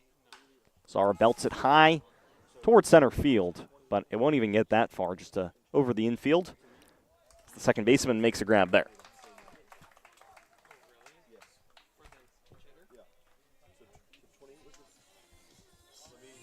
So Adrian Lopez will get another crack at things here after Lazara's pop out. Lopez searching for his second hit of the game. Singled to break up his hitless drought back in the 4th inning. He's gone 1 for 3 with a walk. Came around to score back in the first. Foul ball to start things off here. Just a nice at-bat that was from Lazara, working the pitchers, and that's what the theme has been for this Saints squad.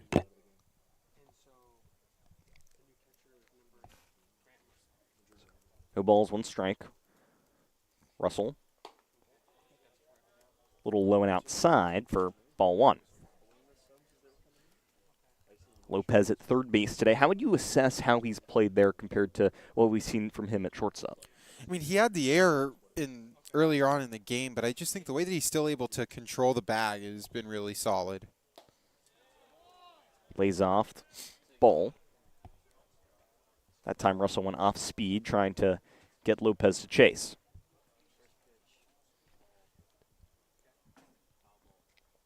2 balls, 1 strike to the third baseman today. 1 out, that ball outside. Ball 3. It's Easton Elliott on deck. Elliott's been good today with an RBI single back in the first. Reached base in the third off an error. And then grounded out his last 2 at-bats. If my calculations are correct, it's Ethan Gonzalez now over there at second. Grant Madrid-Murray behind the plate with the slew of defensive substitutions that were occurring in this one. 3 balls, 2 strikes. Payoff pitch. Just a tad inside, so another walk for Adrian Lopez, his second of the day, and feels like tides are starting to change for the infielder. Yeah, Lopez draws another walk. This one, his second walk of the game. And although the ball to bat hasn't been what he's been hoping for, has reached base safely 3 times, had the really nice single into left field and then the 2 walks. So the on-base percentage continuing. So we see one of the Ventura County Pirates holding on to his left arm. And Russell's first pitch to Elliott high, ball 1. that's Evan Yaquez that was making his way over to the Saints dugout, maybe trying to look at the training staff. His left arm was not moving. I wonder if it was, he got hit by the pitch. So in the CCL, the home teams are required to provide a trainer. Lopez goes. Throw from the catcher not in time, so Lopez will pick up a stolen base. Good to see him getting active offensively. We've mentioned how the Saints are so aggressive on the base paths all season long. Just continuing to do it here. 4th stolen base of the season now for Adrian Lopez. Stole a base last night as well. Prior to that, went a handful of games without.